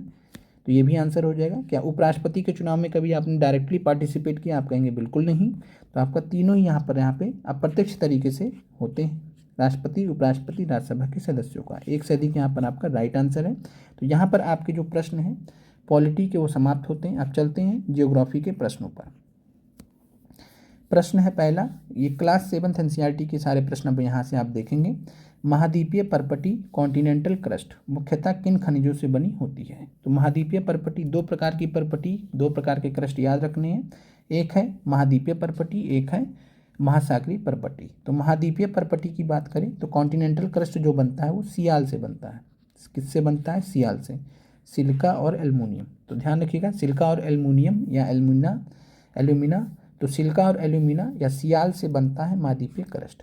महासागर की कोई सीमा नहीं होती। तो महासागर का जब आपसे पूछेगा, महासागरीय परपटी का जब आपसे पूछेगा, तो महासागर की कोई सीमा नहीं होती है, तो इसीलिए यहाँ पर आपका आंसर सीमा हो जाएगा, यानी सियाल और मैग्नीशियम। जब आपसे पूछेगा यही प्रश्न कि महासागरीय परपटी किन खनिजों से बनी होती है मुख्यतः, तो आपका आंसर सियाल और मैग्नीशियम हो जाएगा। महाद्वीपीय परपटी सिलिका और एल्युमिनियम। अगले प्रश्न पर चलते हैं, दक्कन पठार किस प्रकार के सेल से बना हुआ है? बसाल्ट, ग्रेनाइट, अवसादी। तो दक्कन पठार की बात करें तो ये आग्नेय चट्टानों से बना हुआ है, आग्नेय चट्टान। और आग्नेय चट्टान से अगर हम बात करें तो आग्नेय चट्टान से जो निकलते हैं या बनते हैं उन्हीं को हम बोलते हैं बसाल्ट चट्टान। तो ध्यान रखिएगा यहाँ पर। तो यहाँ पर जो आपका राइट आंसर है वो है बसाल्ट। तो दक्कन पठार यहाँ पर किस प्रकार के शैल से बने हैं? तो बसाल्ट यहाँ पे आपका राइट आंसर हो जाएगा। अगला प्रश्न है आपका, स्लेट व संगमरमर किस प्रकार के सेल के उदाहरण हैं? तो स्लेट व संगमरमर किस प्रकार के सेल के उदाहरण हैं?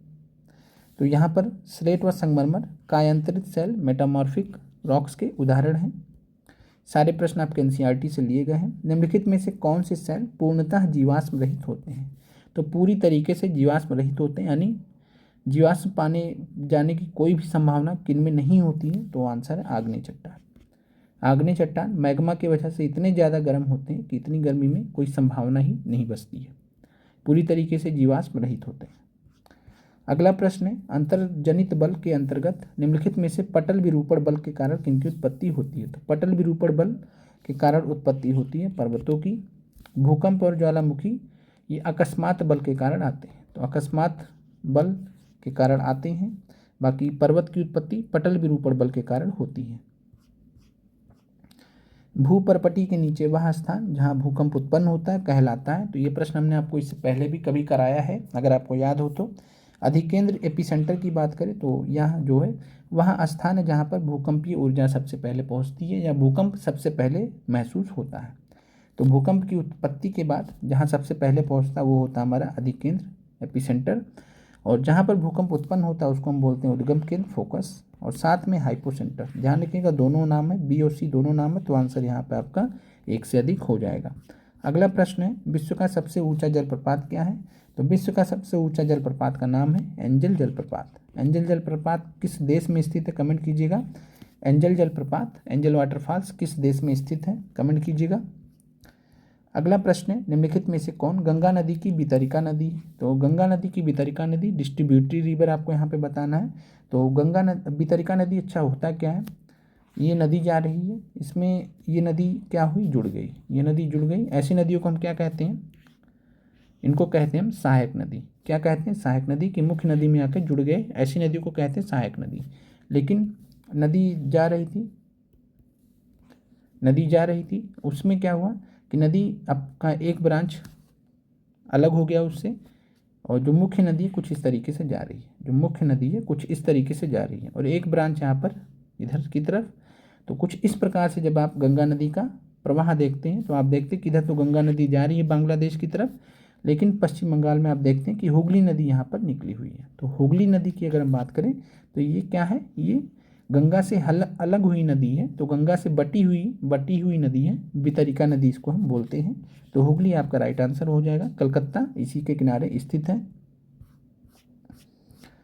छत्रक शैल मशरूम रॉक्स कहाँ पाए जाते हैं? तो छत्रक शैल मशरूम रॉक्स गूगल कर लीजिएगा, आपको बहुत अच्छे से दिमाग में छप जाएगा। कहाँ पर पाए जाते हैं? रेगिस्तान में पाए जाते हैं। अगला प्रश्न है, चाप झील ऑक्सबो लेक्स कहाँ पाई जाती है? टीआरई 2 में पीआरटी में पूछा गया सवाल है, याद आया हो आपको तो ये कहाँ पाई जाती है? नदी घाटी में, रिवर वैली में। और चाप झील ऑक्सबो लेक का उदाहरण क्या है? तो कंवर झील है, बिहार में, बेगूसराय में कंवर झील, ऑक्सबो लेक है, चाप झील है। किस नदी के मियंडरिंग के कारण बनी है? तो किस नदी के विसर्पण के कारण बनी है? किस नदी के विसर्पण के कारण कंवर झील का निर्माण हुआ है, कमेंट कीजिएगा। तो आंसर है बूढ़ी गंडक। ध्यान रखिए गंडक नहीं है, बूढ़ी गंडक है। तो बूढ़ी गंडक नदी के विसर्पण के कारण कंवर झील, चाप झील का, कंवर झील जो कि चाप झील है उसका निर्माण हुआ है। एशिया की सबसे बड़ी चाप झील भी है। अगला प्रश्न है, रेडियो संचार ट्रांसमिशन के लिए वायुमंडल की किस परत का प्रयोग होता है? बहिर्मंडल एक्सोस्फीयर कहते हैं, ये सबसे बाहरी मंडल होता है। मध्य मंडल मेसोस्फीयर होता है। बाह्य वायुमंडल थर्मोस्फीयर होता है, इसी को हम बोलते हैं आयनोस्फीयर। बहुत सारे अभ्यर्थियों को इससे डाउट हो गया, क्वेश्चन उन्होंने गलत कर दिया। तो यहाँ पर ध्यान रखिएगा, बाह्य वायुमंडल या बाह्य मंडल जिसको हम थर्मोस्फीयर कहते हैं, इसी को हम आयनोस्फीयर भी कहते हैं। तो रेडियो संचार या ट्रांसमिशन के लिए हम वायुमंडल की इसी परत का प्रयोग करते हैं। तो चाहे आपको आयनोस्फीयर दिया हो चाहे आपको थर्मोस्फीयर दिया, दोनों एक ही हैं, तो आगे से गलत मत कीजिएगा। निम्नलिखित में से किस क्षेत्र में मुख्यतः संवहनीय वर्षा कन्वेक्शनल रेनफॉल होता है? तो संवहनीय वर्षा होती कहाँ पर है? तो संवहनीय वर्षा जो होती है मुख्यतः भूमध्य रेखीय प्रदेश में होती है, इक्वेटोरियल रीजन में होती है। शाम के 4 बजे डेली बारिश होती है यहाँ पर। किसके कारण होती है? तो कन्वेक्शन रेनफॉल की वजह से, संवहनीय वर्षा के कारण। और बहुत तेज़ गड़गड़ाहट के साथ में बारिश होती है, बहुत कम समय के लिए होती है और बहुत तेज़ी से बारिश होती है। ऐसी बारिश को हम बोलते हैं कन्वेक्शनल रेनफॉल, संवहनीय वर्षा। डार्लिंग नदी, डार्लिंग रिवर किस देश की महत्वपूर्ण नदी है? तो डार्लिंग या मरे डार्लिंग रिवर का एक पूरा एक सिस्टम है। तो मरे डार्लिंग रिवर या डार्लिंग नदी ऑस्ट्रेलिया की बहुत फेमस नदी है। अगले प्रश्न पर चलते हैं, यूरोप और अफ्रीका महाद्वीप के बीच में कौन सी जलराशि स्थित है? तो इधर ये अफ्रीका हो गया, ये यूरोप हो गया और नीचे अफ्रीका। बीच में कौन सा महासागर स्थित है बताइए? तो आंसर है बीच में स्थित है भूमध्य सागर। तो भूमध्य सागर यूरोप और अफ्रीका को अलग भी करता है या बीच में स्थित है यूरोप और अफ्रीका के। कैस्पियन सी की बात करें, कैस्पियन सागर की बात करें तो यह जो है दुनिया की सबसे बड़ी झील भी मानी जाती है, और इतनी बड़ी है कि इसका नाम ही सागर रख दिया गया है। वास्तव में क्या है, झील के रूप में है ये। आगे बढ़ते हैं, निम्नलिखित में से किसकी लवणता सैलिनिटी सर्वाधिक है? तो किसकी सैलिनिटी सर्वाधिक होगी? कैस्पियन, काला सागर, मृत सागर। तो मृत सागर, डेड सी की जो सैलिनिटी है वो सबसे ज़्यादा है। आप मृत सागर में जाइए, आराम से किताब लेकर आप हमारी क्लास भी देख सकते हैं, नोट्स भी बना सकते हैं, आप डूबेंगे नहीं बिल्कुल भी। इतनी ज़्यादा कह सकते हैं कि जो नमक का मात्रा है उस जल में इतना ज़्यादा है कि आप आराम से तैर सकते हैं, आराम से इंजॉय कर सकते हैं, आपको कोई भी एफर्ट नहीं लगाना पड़ेगा। तो जो मृत सागर है, डेड सी है, आप उसमें आराम से जाकर तैर भी सकते हैं, लेकिन बहुत ज़्यादा देर तक नहीं, क्योंकि नमकीन पानी रहेगा और इतना नमकीन पानी रहेगा फिर आपको ज़्यादा दिक्कत होने लगेगी। चलिए आगे बढ़ते हैं। अगला प्रश्न है पोताश्रय तरंग, हार्बर वेव्स किससे संबंधित है? तो हार्बर वेव्स या ग्रेट हार्बर वेव्स, ये सभी जो वेव्स होती हैं बहुत ऊंची तरंगें होती हैं, और कब आती हैं? जब सुनामी आती है। जब सुनामी आती है तो समुद्र में बहुत ऊंची ऊंची तरंगें निकलती हैं, जिनको हम पोताश्रय तरंगें बोलते हैं, हार्बर वेव्स बोलते हैं। और इसके वजह से बहुत ज़्यादा नुकसान भी होता है, और ये किसके वजह से होता है? तो ये होता है सुनामी की वजह से। तो सुनामी तरंगें होती हैं एक हिसाब से। उच्च ज्वार हाई टाइड्स के संबंध में सही कथन क्या है? ये नौ संचालन में सहायक होते हैं, जहाज को बंदरगाह तक पहुंचाने में सहायक होते हैं। दोनों स्टेटमेंट यहाँ पर सही है। सबसे ऊंचे ज्वार पूर्णिमा और अमावस्या के दिनों में आते हैं, ये भी यहाँ पर बात सही है। तो तीनों स्टेटमेंट यहाँ सही है, आंसर आपका 1 से अधिक है। अगला प्रश्न है पेरू चिली के तट पर कौन सी महासागरीय धारा सक्रिय रहती है? तो हमने आपको बहुत बार पढ़ाया भी है। तो पेरू चिली के तट पर बात करें तो हमबोल्ट जलधारा सक्रिय रहती है। हमबोल्ट कैसी जलधारा है? तो हमबोल्ट कैसी जलधारा है? तो ये जो है ठंडी जलधारा है। फिर बात करें बेंगोला की, तो बेंगोला कहाँ पर है? तो बेंगोला जो है बात करें तो अफ्रीका का जो दक्षिण पश्चिम पार्ट है, अफ्रीका का जो दक्षिण पश्चिम जो तट है उसके पास में एक्टिव रहती है, सक्रिय रहती है बेंगोला कटर। गल्फ स्ट्रीम की बात करें तो गल्फ स्ट्रीम जो गल्फ ऑफ मैक्सिको का जो पार्ट देखते हैं उस पार्ट में स्थित जो है एक्टिव रहती है, और वहाँ से निकलकर आगे ये नॉर्थ अटलांटिक ड्रिफ्ट का भी रूप लेती है। एनाकोंडा विश्व का सबसे बड़ा जो सांप है वो कहाँ पर पाया जाता है? तो एनाकोंडा की बात करें तो उष्णकटिबंधीय वर्षावन, खासकर जो अमेजन वर्षावन है, तो अमेजन वर्षावन जो कि उष्णकटिबंधीय वर्षावन के उदाहरण है, सर्वश्रेष्ठ उदाहरण है पूरे धरती पर। तो यहीं पर एनाकोंडा जो विश्व के सबसे बड़े जो सांप है यहीं पर पाए जाते हैं। बाकी जो आपने एनिमेशन वगैरह में देखा होगा उतने बड़े सांप भी नहीं पाए जाते हैं। कोई डायनासोर एज तो चल नहीं रहा कि कोई आपको जो है 200-300 फीट का सांप मिलेगा, इतने लंबे सांप भी नहीं पाए जाते हैं, तो ध्यान रखिएगा। बाकी जो पूरे विश्व पर सबसे बड़े सांप है वो यहीं पर पाए जाते हैं। अगले प्रश्न पर आते हैं। बाज, चीड़ एवं यूकेलिप्टिस जैसे वृक्ष मुख्यतः किस प्रकार के वन में पाए जाते हैं? तो ओक, पाइन और यूकेलिप्टिस यहाँ पर आपको बताना है। एनसीईआरटी से प्रश्न लिया गया था। उष्णकटिबंधीय सदाबहार वन, तो ध्यान रखिएगा बाज और चीड़ यूकेलिप्टिस ये थोड़ा पहाड़ी क्षेत्रों में ज़्यादा पाए जाते हैं, तो उष्णकटिबंधीय सदाबहार वन तो होएगा नहीं। शीतोष्ण पर्णपाती, शीतोष्ण सदाबहार, तो ये जो पाए जाते हैं मुख्यतः शीतोष्ण सदाबहार में पाए जाते हैं। एनसीईआरटी में पूरा डिटेल में यहाँ पर बताया गया। 7th क्लास की एनसीईआरटी से ये आपके सारे प्रश्न थे। आगे बढ़ते हैं। निम्नलिखित में से किसको फलों की कृषि के कारण विश्व का फलोद्यान कहा जाता है? तो विश्व का फलोद्यान किसे कहा जाता है? तो भूमध्य सागरीय प्रदेश को। तो भूमध्य सागरीय जो प्रदेश है, मेडिटेरेनियन रीजन है, इनको हम वर्ल्ड का विश्व का फलो उद्यान कहते हैं। बहुत सारे जो फल हैं वो यहाँ पर होते हैं, खासकर कैसे फल? तो खट्टे फल, सिट्रस फ्रूट्स जो होते हैं यहाँ पर होते हैं।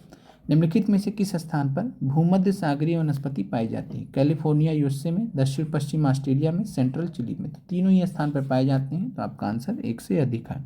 बाकी ये वैसे कहाँ पाए जाते हैं? तो भूमध्य सागरीय क्षेत्र में, और भूमध्य सागरीय क्षेत्र के अलावा भी इन तीनों जगह पर पाए जाते हैं। अगला है निम्नलिखित में से शीतोष्ण कटिबंधीय घास स्थल के उदाहरण कौन है? कैंपोस की बात करें तो ब्राज़ील में उष्णकटिबंधीय घास के मैदान है, ब्राज़ील में उष्णकटिबंधीय घास के मैदान है। लानोस की बात करें तो ये वेनेजुएला में सवाना टाइप का घास का मैदान है, वही उष्णकटिबंधीय घास के मैदान तो वेनेजुएला में है लानोस। पंपास की बात करें तो पंपास अर्जेंटीना में, किस देश में? तो अर्जेंटीना में शीतोष्ण कटिबंधीय मरुस्थल के उदाहरण है। जो भी आपको घास के मैदान कर्क रेखा के बाद दिखते हैं या मकर रेखा के बाद दिखते हैं वही होते हैं यहाँ पर 23.5 के बाद, 23.5 उत्तरी अक्षांश के बाद दिखे या 23.5 डिग्री दक्षिणी अक्षांश के बाद जो दिखते हैं वही हमारे जो मरुस्थल जो घास स्थल होते हैं उन्हीं को हम शीतोष्ण कटिबंधीय टेम्परेट ग्रासलैंड्स बोलते हैं। तो पंपास यहाँ पर आपका किसका उदाहरण है? शीतोष्ण कटिबंधीय घास स्थल का। इसके अलावा आपका प्रेरी है जिसमें जो कि यूएसए और कनाडा में पाया जाता है। इसके अलावा स्टेपी है जो कि सेंट्रल एशिया इंक्लूडिंग रूस में पाया जाता है, तो रसिया और सेंट्रल एशिया वाला जो पार्ट है वहाँ पर पाया जाता है। इसके अलावा अगर हम बात करें तो ऑस्ट्रेलिया में डाउन्स है, और न्यूजीलैंड में बात करें तो कैंटरबरी जो प्लेन्स हैं, तो ये आपका उदाहरण है शीतोष्णकटिबंधीय मरुस्थल के। आगे बढ़ते हैं। काई और लाइकेन, मॉस और लाइकेन किस प्रकार की वनस्पति में मुख्यतः पाए जाते हैं? बहुत अच्छा सवाल है। रेगिस्तान में काई और लाइकेन कहाँ से आपको मिलेगा? इतना ज़्यादा गर्मी होगा तो काई वाई बचेगा ही नहीं। काई कहाँ होते हैं? तो टुंड्रा, उष्णकटिबंधीय सदाबहार वन। तो उष्णकटिबंधीय सदाबहार वन में काई और लाइकेन मुख्यतः नहीं पाए जाते हैं, लेकिन मुख्यतः नहीं पाए जाते। कहाँ पाए जाते हैं मुख्यतः काई और लाइकेन? तो ये टुंड्रा जो वनस्पति है, टुंड्रा वनस्पति यानी कि जो ध्रुव के पास में, पोल्स के पास में जो वनस्पतियाँ पाई जाती हैं टुंड्रा प्रदेश में, तो टुंड्रा प्रदेश में जो वनस्पतियाँ होती काई और लाइकेन आधारित होती है मुख्य रूप से, क्योंकि वहाँ पर वृक्ष वगैरह की संभावना ना के बराबर होती है, तो इस वजह से काई और लाइकेन प्राप्त होते हैं हमें। अगला प्रश्न है, स्टेपी घास स्थल कहाँ पाए जाते हैं? तो आंसर आपका है मध्य एशिया वाला पार्ट, और मध्य एशिया में भी, रसिया को भी मिला लीजिए, तो मध्य एशिया में आप यहाँ पर जो नियरेस्ट आंसर है इस प्रश्न का मध्य एशिया है एज पर एनसीईआरटी। बाकी वैसे आपको यहाँ पर रूस वाला जो पार्ट है वहाँ पर सबसे ज़्यादा स्टेपी घास से स्थल पाए जाते हैं। अगला प्रश्न है, स्वर्ण चतुर्भुजी महामार्ग गोल्डन क्वाड्रिलेटरल से जुड़े हुए शहर कौन से? तो दिल्ली, मुंबई, चेन्नई, कोलकाता आपस में जुड़े हैं कुछ इस तरीके से। तो दिल्ली, मुंबई, चेन्नई, कोलकाता 4 जुड़े हैं, तो आंसर आपका 1 से अधिक हो जाएगा। अगला प्रश्न है, विश्व में सबसे लंबा रेल मार्ग कौन सा है? तो विश्व में सबसे लंबा रेल मार्ग है ट्रांस साइबेरियन रेल मार्ग। अगला प्रश्न है, नेशनल वाटरवे 2 राष्ट्रीय जलमार्ग 2 किस नदी पर स्थित है? तो नेशनल वाटरवे तो आपको मालूम है गंगा नदी पर है। नेशनल वाटर 2 कहाँ पर है? तो ये ब्रह्मपुत्र नदी पर स्थित है। ब्रह्मपुत्र नदी पर स्थित है। किस पॉइंट को किस पॉइंट से जोड़ता है ये भी आप कमेंट कीजिएगा। National waterway 2। अगला प्रश्न है, विश्व की मीठे पानी की सबसे बड़ी झील जिसका नाम है सुपीरियर। तो सुपीरियर झील जो कि विश्व की मीठे पानी की सबसे बड़ी झील है, तो सुपीरियर झील किन 2 देशों के बीच में स्थित है? यूएसए और कनाडा के बीच में स्थित है। ग्रेट लेक्स ऑफ अमेरिका के अंतर्गत आती हैं। 5 लेक्स हम पढ़ते हैं ग्रेट लेक्स ऑफ अमेरिका में, सुपीरियर उनमें सबसे बड़ी है। मीठे पानी की विश्व की सबसे बड़ी झील है, यूएसए और कनाडा के बीच में सीमा बनाती है। शंकुधारी वन कोनिफोरस फॉरेस्ट की एक महत्वपूर्ण वृक्ष प्रजाति कौन सी है? रोजवुड, सागौन, टीक, चीड़, पाइन। तो आंसर यहाँ पे आपका चीड़ या पाइन जो है ये शंकुधारी वन कोनिफोरस फॉरेस्ट की महत्वपूर्ण वृक्ष प्रजाति में आते हैं, जो पहाड़ी क्षेत्रों में पाए जाते हैं। अगला प्रश्न है, कस्तूरी बैल, सील, वालरस जैसे जानवर किस प्रकार की जलवायु में पाए जाते हैं? तो हम चाहते तो आपका पोलर बियर भी दे देते, लेकिन जब पोलर बियर दे देते तो आप आंसर पे आराम से पहुंच जाते, तो इसीलिए हमने पोलर बियर विकल्प में नहीं दिया। क्या दिया? कस्तूरी बैल, सील और वालरस। आंसर यहाँ पे आपका है टुंड्रा प्रदेश, या ध्रुवीय जो प्रदेश होते हैं उन्हीं को हम टुंड्रा प्रदेश बोलते हैं। तो जो ध्रुवीय प्रदेश है जैसे उत्तरी ध्रुव, दक्षिणी ध्रुव, तो यहाँ पर आपको पोलर बियर्स, पेंगुइन्स वगैरह मिल जाते हैं। तो पोलर बियर, पेंगुइन्स ये सब टुंड्रा प्रदेश के जानवर हैं। कस्तूरी बैल भी है, सील भी है, वालरस भी है। अगला प्रश्न है, कौन से वन भारत में सबसे बड़े क्षेत्र में पाए जाते हैं? तो ये हमने आपसे पहले भी डिस्कस किया कि जो मानसूनी वन होते हैं जिनको हम उष्णकटिबंधीय पर्णपाती वन भी कहते हैं, भारत के सबसे बड़े क्षेत्र में पाए जाते हैं। इनको हम क्या कहते हैं? मानसूनी वन भी कहते हैं। सामान्यतः गर्म महासागरीय जलधाराएं कहाँ उत्पन्न होती है? तो जो गर्म महासागरीय जो जलधाराएं हैं वो भूमध्य रेखा के निकट में उत्पन्न होती हैं, और जो ठंडी जलधाराएं हैं वो ध्रुव के निकट। तो ध्यान रखिएगा, जब ठंडी जलधारा पूछेगा तो इनकी उत्पत्ति ध्रुव के निकट होती है। जो गर्म जलधारा वो भूमध्य रेखा के निकट इनकी उत्पत्ति होती है। भूमध्य सागर जो है वो अलग है, मेडिटेरेनियन सी है, तो मेडिटेरेनियन सी में नहीं होता है। हिंद महासागर में अगुलास जलधारा कैसी जलधारा है? तो हिंद महासागर में अगुलास जलधारा सक्रिय रहती है, और ये एक हिसाब से गर्म जलधारा का उदाहरण है। प्रश्न है, पृथ्वी ग्रह पर अधिकांश मीठे पानी में बर्फ के आवरण और हिमनद मौजूद है, शेष मीठे पानी में सबसे अधिक अनुपात में क्या है? तो बर्फ के बाद अगर हम बात करेंगे तो भूमिगत जल के रूप में मौजूद है। तो बर्फ में यहाँ पर बात करें तो मीठे पानी के रूप में बर्फ़ के आवरण और हिमनद मौजूद हैं। उसके बाद जो शेष मीठा पानी बचता है उसमें सबसे ज़्यादा अनुपात होता है भूमिगत जल का। याद रखिएगा, भूमिगत जल और ये मीठे पानी और झील और नदियों में जो पानी पाया जाता है उससे ज़्यादा है भूमिगत जल। तो ध्यान रखिएगा, भूमिगत जल आता है हिमनद के बाद। आगे बढ़ते हैं। विश्व की सबसे लंबी नदी कौन सी है? तो अमेजन विश्व की सबसे बड़ी नदी है। विश्व की सबसे बड़ी नदी है। नील की बात करें तो विश्व की सबसे लंबी नदी है। स्वेज नहर किसको जोड़ती है? स्वेज नहर की बात करें तो स्वेज नहर एक तरफ से भूमध्य सागर, नीचे से लाल सागर, तो भूमध्य सागर और लाल सागर को जोड़ती है। अटलांटिक और प्रशांत महासागर को कौन जोड़ता? तो अटलांटिक महासागर और प्रशांत महासागर को जोड़ती है पनामा नहर। तो पनामा नहर जोड़ती है प्रशांत महासागर को अटलांटिक महासागर से। अगला प्रश्न है, लू किस प्रकार की पवन का उदाहरण है? तो लू की बात करें तो क्या लू हमेशा चलती रहती है? तो आप कहेंगे नहीं। लू कब चलती है? तो लू गर्मी के मौसम में चलती है। तो ये कैसी पवन है? लोकल विंड है। लोकल विंड का मतलब है लोकली उत्पन्न होती है फिर खत्म हो जाती है, फिर लोकली उत्पन्न होती है खत्म हो जाती है। तो लोकल विंड यानी कि स्थानीय पवन। तो स्थानीय पवन का उदाहरण है लू। यहाँ पे आप समझ गए होंगे। मौसमी पवन नहीं है, अस्थायी पवन भी नहीं है। अस्थायी पवन का मतलब है जो साल भर एक चलती रहती हैं। तो स्थानीय पवन का यहाँ पर उदाहरण है लू। क्षैतिज रूप से चलती हैं। क्षैतिज का मतलब कुछ इस तरीके से इनका डायरेक्शन होता है, इस वजह से बहुत लगती है। गर्मी में देखते होंगे बहुत लोगों की डेथ भी हो जाती है। तो उसका कारण है कि ये इस तरीके से जब लगती हैं तो बहुत ज़्यादा नुकसान करती हैं। अगला प्रश्न है, निम्नलिखित में से किस परत में हीलियम और हाइड्रोजन गैसें अंतरिक्ष में तैरती रहती हैं? तो निम्नलिखित में से किस परत में हीलियम और हाइड्रोजन गैसें अंतरिक्ष में तैरती रहती हैं? तो ये तैरती रहती हैं बहिर्मंडल एक्सोस्फीयर में। तो ध्यान रखिएगा कि जो सबसे बाहरी मंडल है जिसका नाम है बहिर्मंडल एक्सोस्फीयर, तो ये ऐसा मंडल है जहाँ पर अंतरिक्ष से जो हीलियम और हाइड्रोजन गैसें हैं वो यहाँ पर तैरती रहती हैं और ये सबसे पतला मंडल भी है। आगे बढ़ते हैं। ओजोन की उच्चतम सांद्रता वाला समताप मंडल क्षेत्र जिसे ओजोन परत कहा जाता है कि कितनी ऊंचाई पर पाया जाता है? तो यहाँ आपसे ओजोन परत की ऊंचाई पूछा गया है। तो दिए गए विकल्पों में ओजोन परत की जो ऊंचाई है 15 से 35 किलोमीटर, ये सबसे बेस्ट आंसर है। तो 15 से 35 किलोमीटर ओजोन परत की ऊंचाई है, यानी 15 से 35 किलोमीटर के बीच में ओजोन परत पाई जाती है या ओजोन मंडल पाया जाता है। मिलते हैं आप लोगों से अगले वीडियो में। आप लोगों का देखने के लिए धन्यवाद। टेस्ट में आपको कैसा फील हुआ, टेस्ट आपको कैसा लगा, एक बार कमेंट जरूर कीजिएगा जिससे अन्य अभ्यर्थियों को भी एक फीडबैक मिल सके। आप लोगों का जुड़ने के लिए बहुत बहुत धन्यवाद।